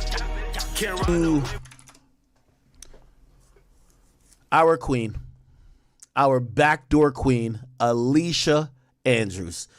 Now, if you don't know, Alicia Andrews was actually found guilty of the crime of manslaughter, which is actually, the best scenario for her was to be found not guilty, obviously. But I will say that, she got a slight win in the fact that she was convicted of 2 charges and one was lesser, which is the lesser charge ended up being manslaughter, because there was a conspiracy charge as well, which would mean she was a part of setting up this murder, the second, third. I believe that carried life. She was acquitted of that. And what that means is that the amount of time she will serve most likely won't be life, but probably in the 15 to 25 years in prison range, which it definitely still opens the door for her to have some type of life. Actually, let me Google it right now. Manslaughter in Florida sentence. Yeah. Okay. Actually, yeah. It says up to 15 years if I'm going right by here. So up to 15 years. So she's actually not going to cap with you. Yeah. Yeah. Let's see. Conspiracy to commit murder, or maybe it's no, it wouldn't be manslaughter, it would be murder. Sentence. I think this one's life. So she kind of got off on some shit, right? Is usually punishable by life. So, you know, from what I saw, and let me just make sure, Alicia Andrews found guilty. I just want to make sure I'm not saying the wrong thing. Yeah, guilty of manslaughter, right? Yeah, found guilty of manslaughter. What degree was it? I guess it was first degree, right? Okay. Now, while the defense, while the case was going really quickly, because after they took the detectives off the stand, the state racked up or completed their case really quickly. And that left for the defense to put on a showing for their case. And I actually think this is one of the rare times that putting this young lady on the stand actually worked. You know, most times they say you don't put the person on the stand. She went on the stand, and it's a reason why she's dressing like this. It's this reason why, and I'm sorry, a pretty face helps. She went up there, and as much as she loved that gutter Zay nigga, she basically went up there and said that nigga used to beat my ass. That nigga used to do this to me. I basically was in the Matrix. I was just a loyal girl. I was dumb. Yes, I hated it. They got me feeling like I'm academics. Can't ride no way. Bring up the chain. You can't just simply say he pointed him out and that's it. If that was the case, the police all over the world would be making false allegations about who picked out who. Big Grizzly would have had to sign. He would have had to circle the figure number 4, initial or sign, and then sign the bottom of the document. He would have had to do that. And then that becomes a binding document that's a part of discovery. Now, he told you last night when you asked him, well, who has these documents? He said that only Shooter and his lawyer has those documents. Oh, in the world. If you are at an appellate level, and the case is not a sealed case, because it's not no goddamn mafia case, it's a burglary case. Right? So how in the world would only Shooter and his lawyer have it when it's at the appellate level? That shit is a part of discovery, bro. It's a part of discovery. These niggas are creating fake-ass documents, not even really understanding how law works. They trying to fool the general public. We can't have that act. Okay. Can't have that. Hey, so who is Shooter in this video? Is he on the top of the screen or the bottom? He's in the blue shirt? You can see his tattoos on his face. He's the nigga with the short, bald fade haircut with the tattoos on the side of his face. He's the one doing all the talking. Okay. Let me play this real quick. You'll probably be able to hear a little bit of it. That nigga that was, that's the other nigga. That's the other little nigga that was. It's like that on that shit. Besides the other nigga, besides the nigga that I sent y'all that put the whole play together. That fuck with them niggas. Blue Bloods playing that nigga. I know that. So Whack 100, he called me like, hey look, hey nephew, you hearing about this? You feel me? Money on your head, shit. I'm like, hell no, what the fuck you? So that Shooter speaking. Yes, pay that again. Pay that one again. So he says Whack 100 called. Hold on. Let me hear. Whack 100, he called me like, hey look, hey nephew, you hearing about this? You feel me? Money on your head, shit. I'm like, hell no, what the fuck you talking about? They're like, yeah, they talking about some Twitter shit wrong. I said, I don't know what they talking about. He like, man, we gotta get up with T and them. I'm like, look, bro, you feel me? He like, man, it's money on your head, nigga. Like, I'm telling you, nigga, I'll just listen to you up. I'm like, all right, feel me? Like, shit, I fuck with Lil. I know, I be saying Lil with him, you feel me? Before niggas try to do any other shit, I'm like, I know that. So Whack 100. Okay, let me go to the next. Just tell you where they took it to and all that. But at this point, that shit probably long gone. Yeah, like we don't. Them niggas getting rid of that shit. I wasn't never gonna buy it back anyway. I ain't no type of nigga. Nigga take my shit. Don't get caught with it. That's my whole thing. I ain't buying shit back. You feel me? But this the thing, brody. Who is the niggas though? You feel me? So that's T Grizzly asking the Shooter guy because so now we're getting more clarity. So this guy Shooter who's now saying T Grizzly snitched on him, it wouldn't make sense for T Grizzly to snitch on him when he told T Grizzly I ain't do it, right? That's right. Bingo. Okay. So now T Grizzly says to him, who did do it, right? Yes, sir. Okay, let's hear what he says. Yeah, like who was the niggas that took your shit? Who was the niggas that put it together? Now look, the niggas that took the shit, I ain't mad at them niggas, gang. You feel me? Yeah. I used to hit licks. I ain't them niggas don't know me. All them niggas know is the lick. I'm worried about the nigga who put it together. Yeah, it was supposed to be a nigga named I think Monster. I gotta get the right exact name. Hold on, oh shit. He's like an encyclopedia. He said I gotta get the right name. I like this. So okay, so he starting to reveal the names of the actual robbers? Everybody, every one of them. Oh shit. He said it was he said every one of them. Play the videos. We have the proof in his own voice, in his own face. You can see him. He's telling it on the whole Crip Nation. So let me ask you this question. I guess this would probably be a better question for Shooter then. But I'll ask you. If the idea is that T Grizzly told on the people who robbed his house, why T Grizzly ain't tell on the other people who's being mentioned by Shooter who was involved with the plot? Are they saying the same thing? Are they saying that T Grizzly told on them too? No, they're not. So listen, according to their theory, T Grizzly told on Shooter. What? But Shooter is telling him, and they have it recording. They haven't recorded that he has given the names of everybody, what set they're in, where they're from, who their alias names is, everything. So if T Grizzly was to tell, why would he tell on him when he's saying, I didn't do it, but here are the people who did do it. Here's the proof. I'm in this Crips, so I know who did it. Here's who did it. Here's who orchestrated it. Here's who planned it. If T Grizzly was going to tell on somebody, then he would have told on the people Shooter, whose name came up as the principal figure in the whole thing, would have told on them too. All right, let me hear the rest of it. Come on, Don. Come on now, bro. Come on, man. This is the most ridiculous shit in the world. They're saying that they're the only ones in possession of these legal documents with a docket number on it. The case ain't sealed. Shooter is in jail for something unrelated to burglary right now. He's fighting the unrelated case. People who he in jail with already took a 6-year sentence. They got told on by a Mexican Crip member. That's why he's in jail right now. So the case he's fighting, see, they want you to believe that the case he's fighting has something to do with T Grizzly. But then he said, hey, well, he's fighting that case, and he's appealing that right now. He beat it at trial a couple of times. They're going to retry him and blah, blah, blah, blah. But while he's doing that, the T Grizzly thing comes up. Listen, man, that's all a lie. There's no truth to it whatsoever. And we'll fade his bet. Whack 100 doesn't know anything about me at all, period. The last time we and you spoke on FaceTime, I showed you $250,000 in jewelry. You did. That ain't nothing. So I don't know what the fuck he's talking about. He don't even know me. I own businesses, bro. I ain't just no street nigga. I own multiple businesses. I own multiple pieces of real estate all across the country. He don't know me, but what we do know is he said bet. We'll bet that 50 and we'll raise him a 250. Okay, let me. I want to hear who else this guy mentions. Here we go. Blood. Go ahead. You got no a security nigga from Inglewood Bloods or fuck with a nigga from Inglewood Bloods? I gotta think on it. That's all I know. All I know his name was Monster or something like that.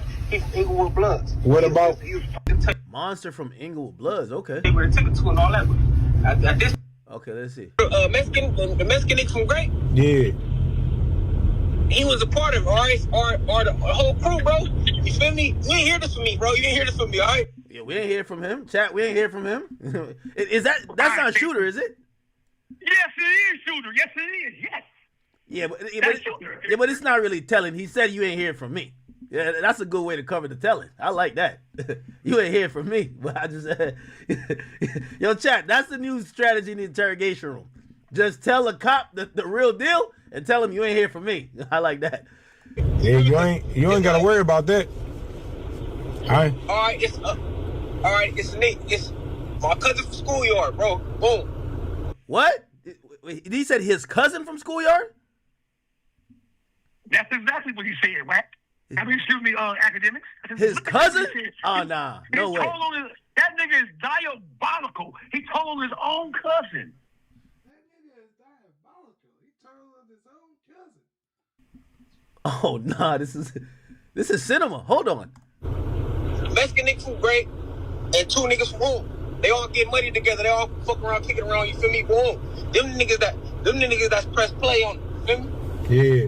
Oh, this some YSL shit. Damn. Now them niggas, they jeweler, they want to fuck with her. They see all the face. They see the face. They're like, oh, exactly. We ain't fucking with it. Whoa. They're like, shoot, you don't know. You feel me? I know your jeweler just fucking with you. Feel me? Like, oh, I'm like, shit, hell yeah, he probably get rid of it for you. You feel me? Like, y'all niggas gotta cash me out though. Set. Oh, but I know about the shit though. That's why I asked him. I'm like, you know, you fucking nigga T Grizzly like, he like, nigga off limits. I'm like, oh, crib. I'm like, y'all ain't say. I'm like, oh, all right, you feel me? Like, boom. But I already them niggas on that. Feel me? Not to miss you. I'm telling you, I'm on ankle monitor. Mexican. Oh man, the Mexican dude from Grape. Okay. Not the fat D-Mac. Well, not the fat D-Mac. His name D-Mac though. It's not the fat one though. And somebody named D-Mac, but not the fat one. Holy.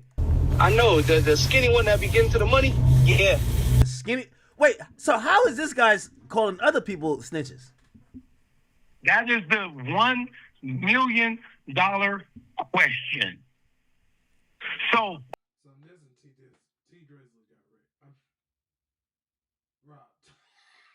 That was crazy. I had to catch myself.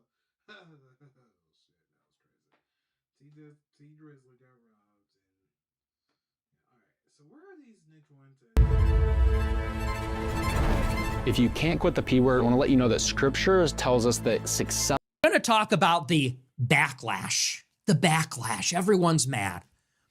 Before we even get into that, I would like to say, first and foremost, these people are world champions at gaslighting. Do you want to know the numbers on the Tucker Carlson interview? My interview with Tucker Carlson is the number 4 most viewed video of all time on his channel. He's got 5 million subscribers, massive YouTube channel. Number 1, his interview with the Russian president, Vladimir Putin. Number 2, his interview with Bukele, president of El Salvador. Number 3, his expose on 9/11. Number 4, his interview with me.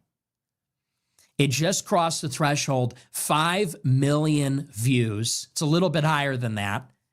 Over 200,000 likes, close to 250,000 likes. All the comments, every single one of them positive. Yeah, and then if you go on X, the algorithm is clearly rigged. You'll just see all these Christian Zionists, all these $7,000 shills, these guys who receive stipends to post pro-Israel propaganda. They're either compromised or they're just willfully bought and paid for. And they'll have you think that we are the minority. No, we are the overwhelming majority. We're done with this inextricable connection to Israel. We're done with this satanic, rogue, genocidal state. This country has never allowed weapons inspections. They have scores of nuclear weapons. They've committed a genocide. They're at war with 8 countries in the region. They're a liability. They produce no oil, next to no oil. They've got us through the War on Terror, JFK, USS Liberty. They knew that was our reconnaissance warship in international waters in the Mediterranean Sea off their coast. Attacked it anyway. Meanwhile, what's going on in the occupied West Bank? These radical, fanatical, extremist supremacists are attacking Christians, and they've done so since 1967, since they began the occupation there.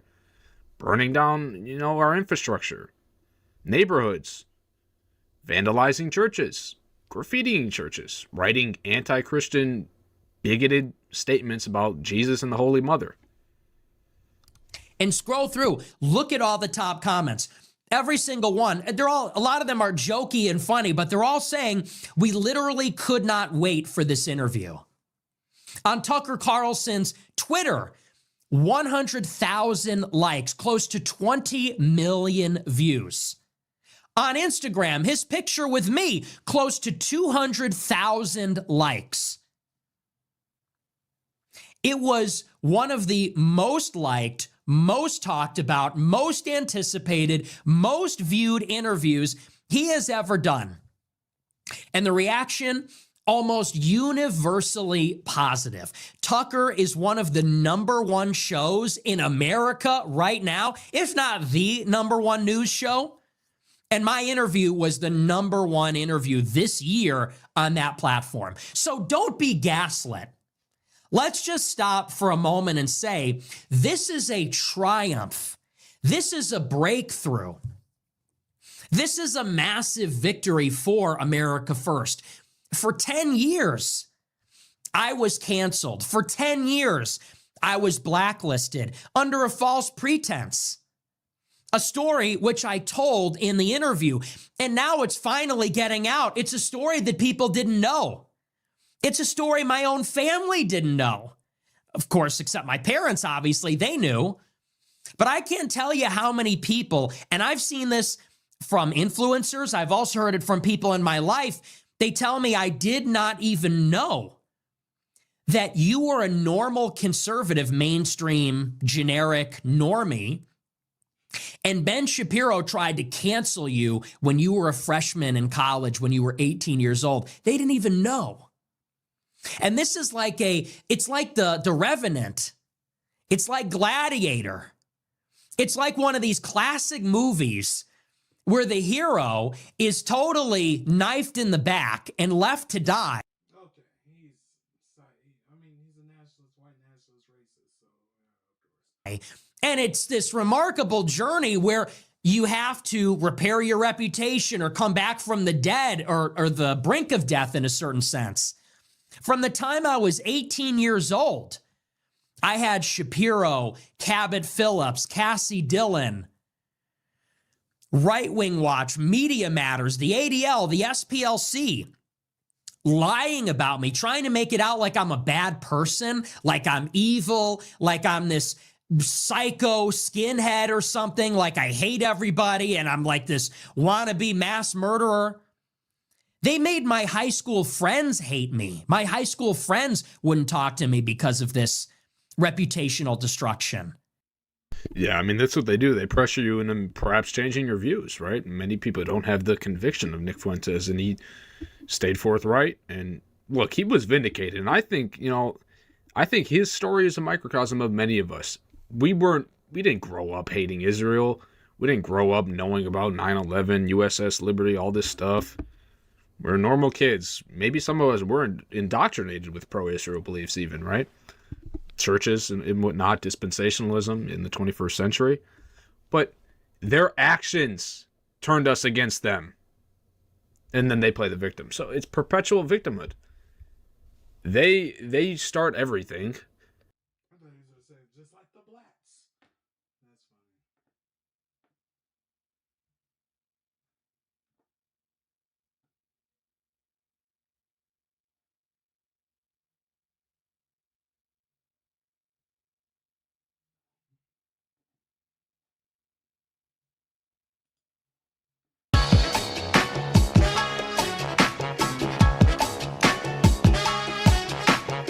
What's up, everybody? Welcome to a brand new episode of Part of the Problem. Oh, do we have a good one for you today? Very quickly, before we get started, I do just want to remind everybody, as I made the announcement last week, my amazing wife has written a children's book, which is beautiful and so sweet. It's called Healthy Hibernation. And it was, because of you guys, it was like all of this as most obvious on a political level. This is a fight over what happens after Donald Trump.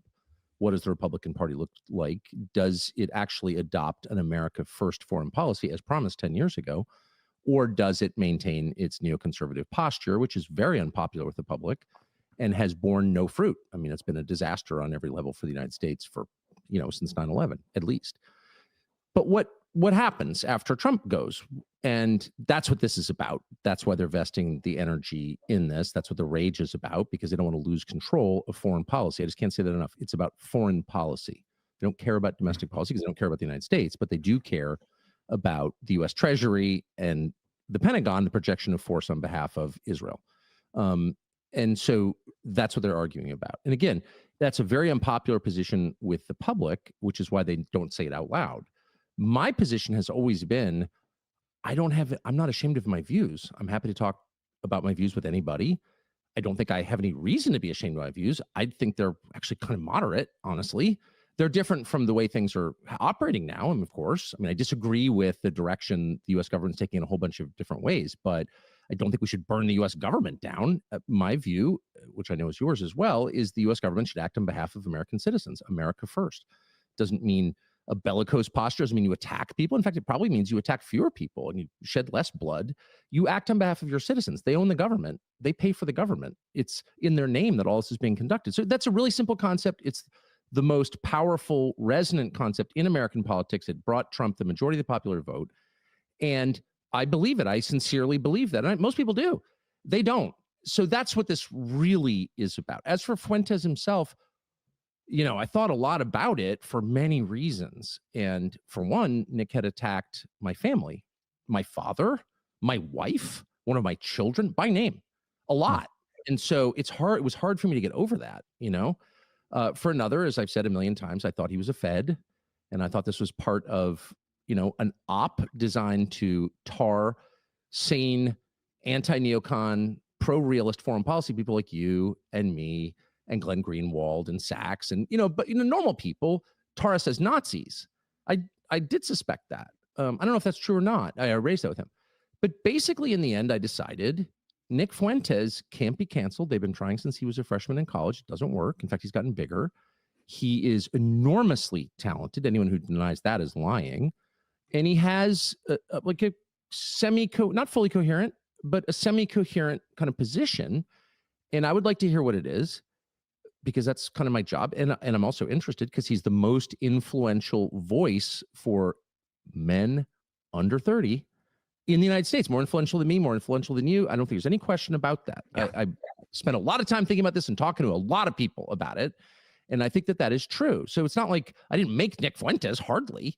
I just want to know what this is about. And I wanted to make the point that I often make and now seems even more important than it ever has, which is that virtue and sin are not transmitted genetically. Right. There is no such thing as blood guilt. Therefore, collective punishment is always immoral.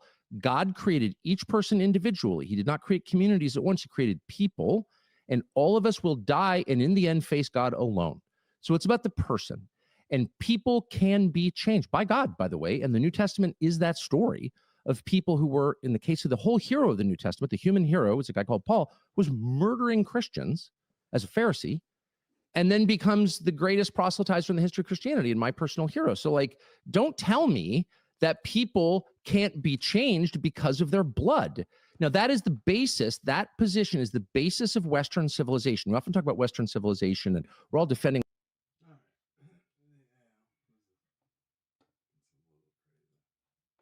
Imagine being able to build an app with your name on it, just by thinking about it. Meet Base 44. Hold up. Every day I wake up, wake your ass up. The Breakfast Club. Y'all finished or y'all done? Morning, everybody. It's DJ Envy, just hilarious. Charlamagne the Guy. We are the Breakfast Club. We got a special guest in the building. Yes. He's here to talk about a lot, especially post-election coverage, ladies and gentlemen. Mehdi Hasan, welcome. Great to be back, guys. You gotta be tired, man. How do you feel, first of all? I know y'all was partying all last night. You gotta be tired. I wasn't partying. I was doing a live stream, so it was very noisy in Brooklyn. Okay. You can imagine there was some noise made at this historic election night event, and the voice took a hit. But yeah, it was very historic. We were there all night. We were alive all night. I want to ask you a question. First of all, have you seen this? The front page of the New York Post this morning. Let me see. Okay. Oh, wow. It says, on your marks, get set, Zoe, Socialist Mondani wins race for mayor, the red apple. What do you think of that? What I think is it didn't work during the election campaign. I can't believe they're still trying this shit. I mean, the New York Post, Rupert Murdoch, they tried. They threw the kitchen sink at this guy, and it didn't work. He won a majority of the vote. In the last days, they were like, if only Sliwa pulls out. The whole campaign was Sliwa pull out. Doesn't matter if Sliwa pulled out. He won more than 50% of the vote. He won a majority in New York. He won more than 1 million votes. It's been, I think, something like they said, 60 years since a New York mayoral candidate won over 1 million votes. So none of this stuff worked. They'll keep going after him, the billionaires. And I pointed out last night, Zoran Mamdani did not just beat Andrew Cuomo and Curtis Sliwa.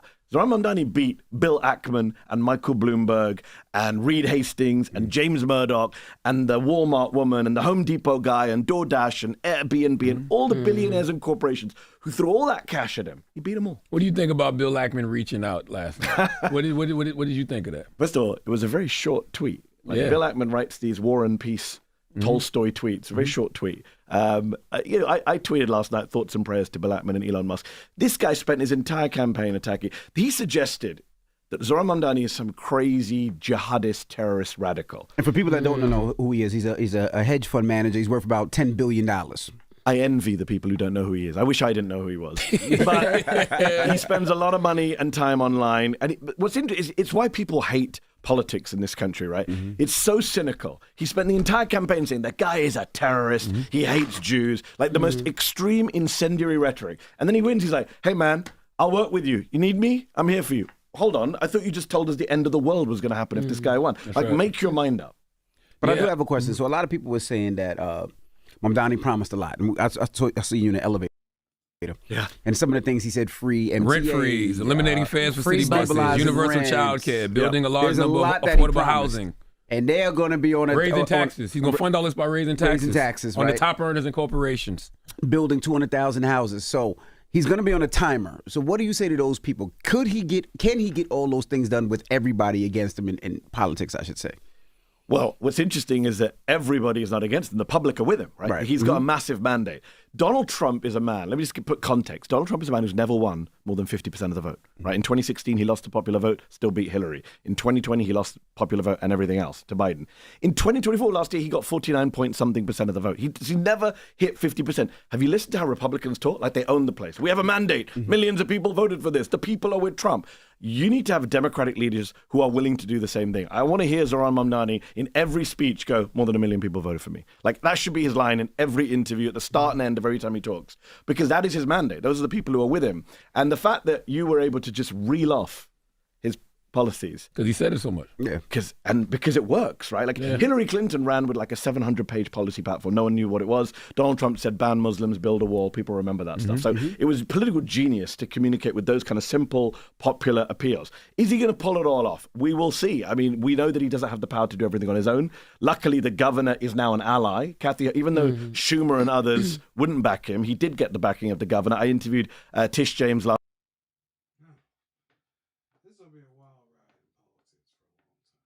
Buckle up, and if you're black, get dual citizenship.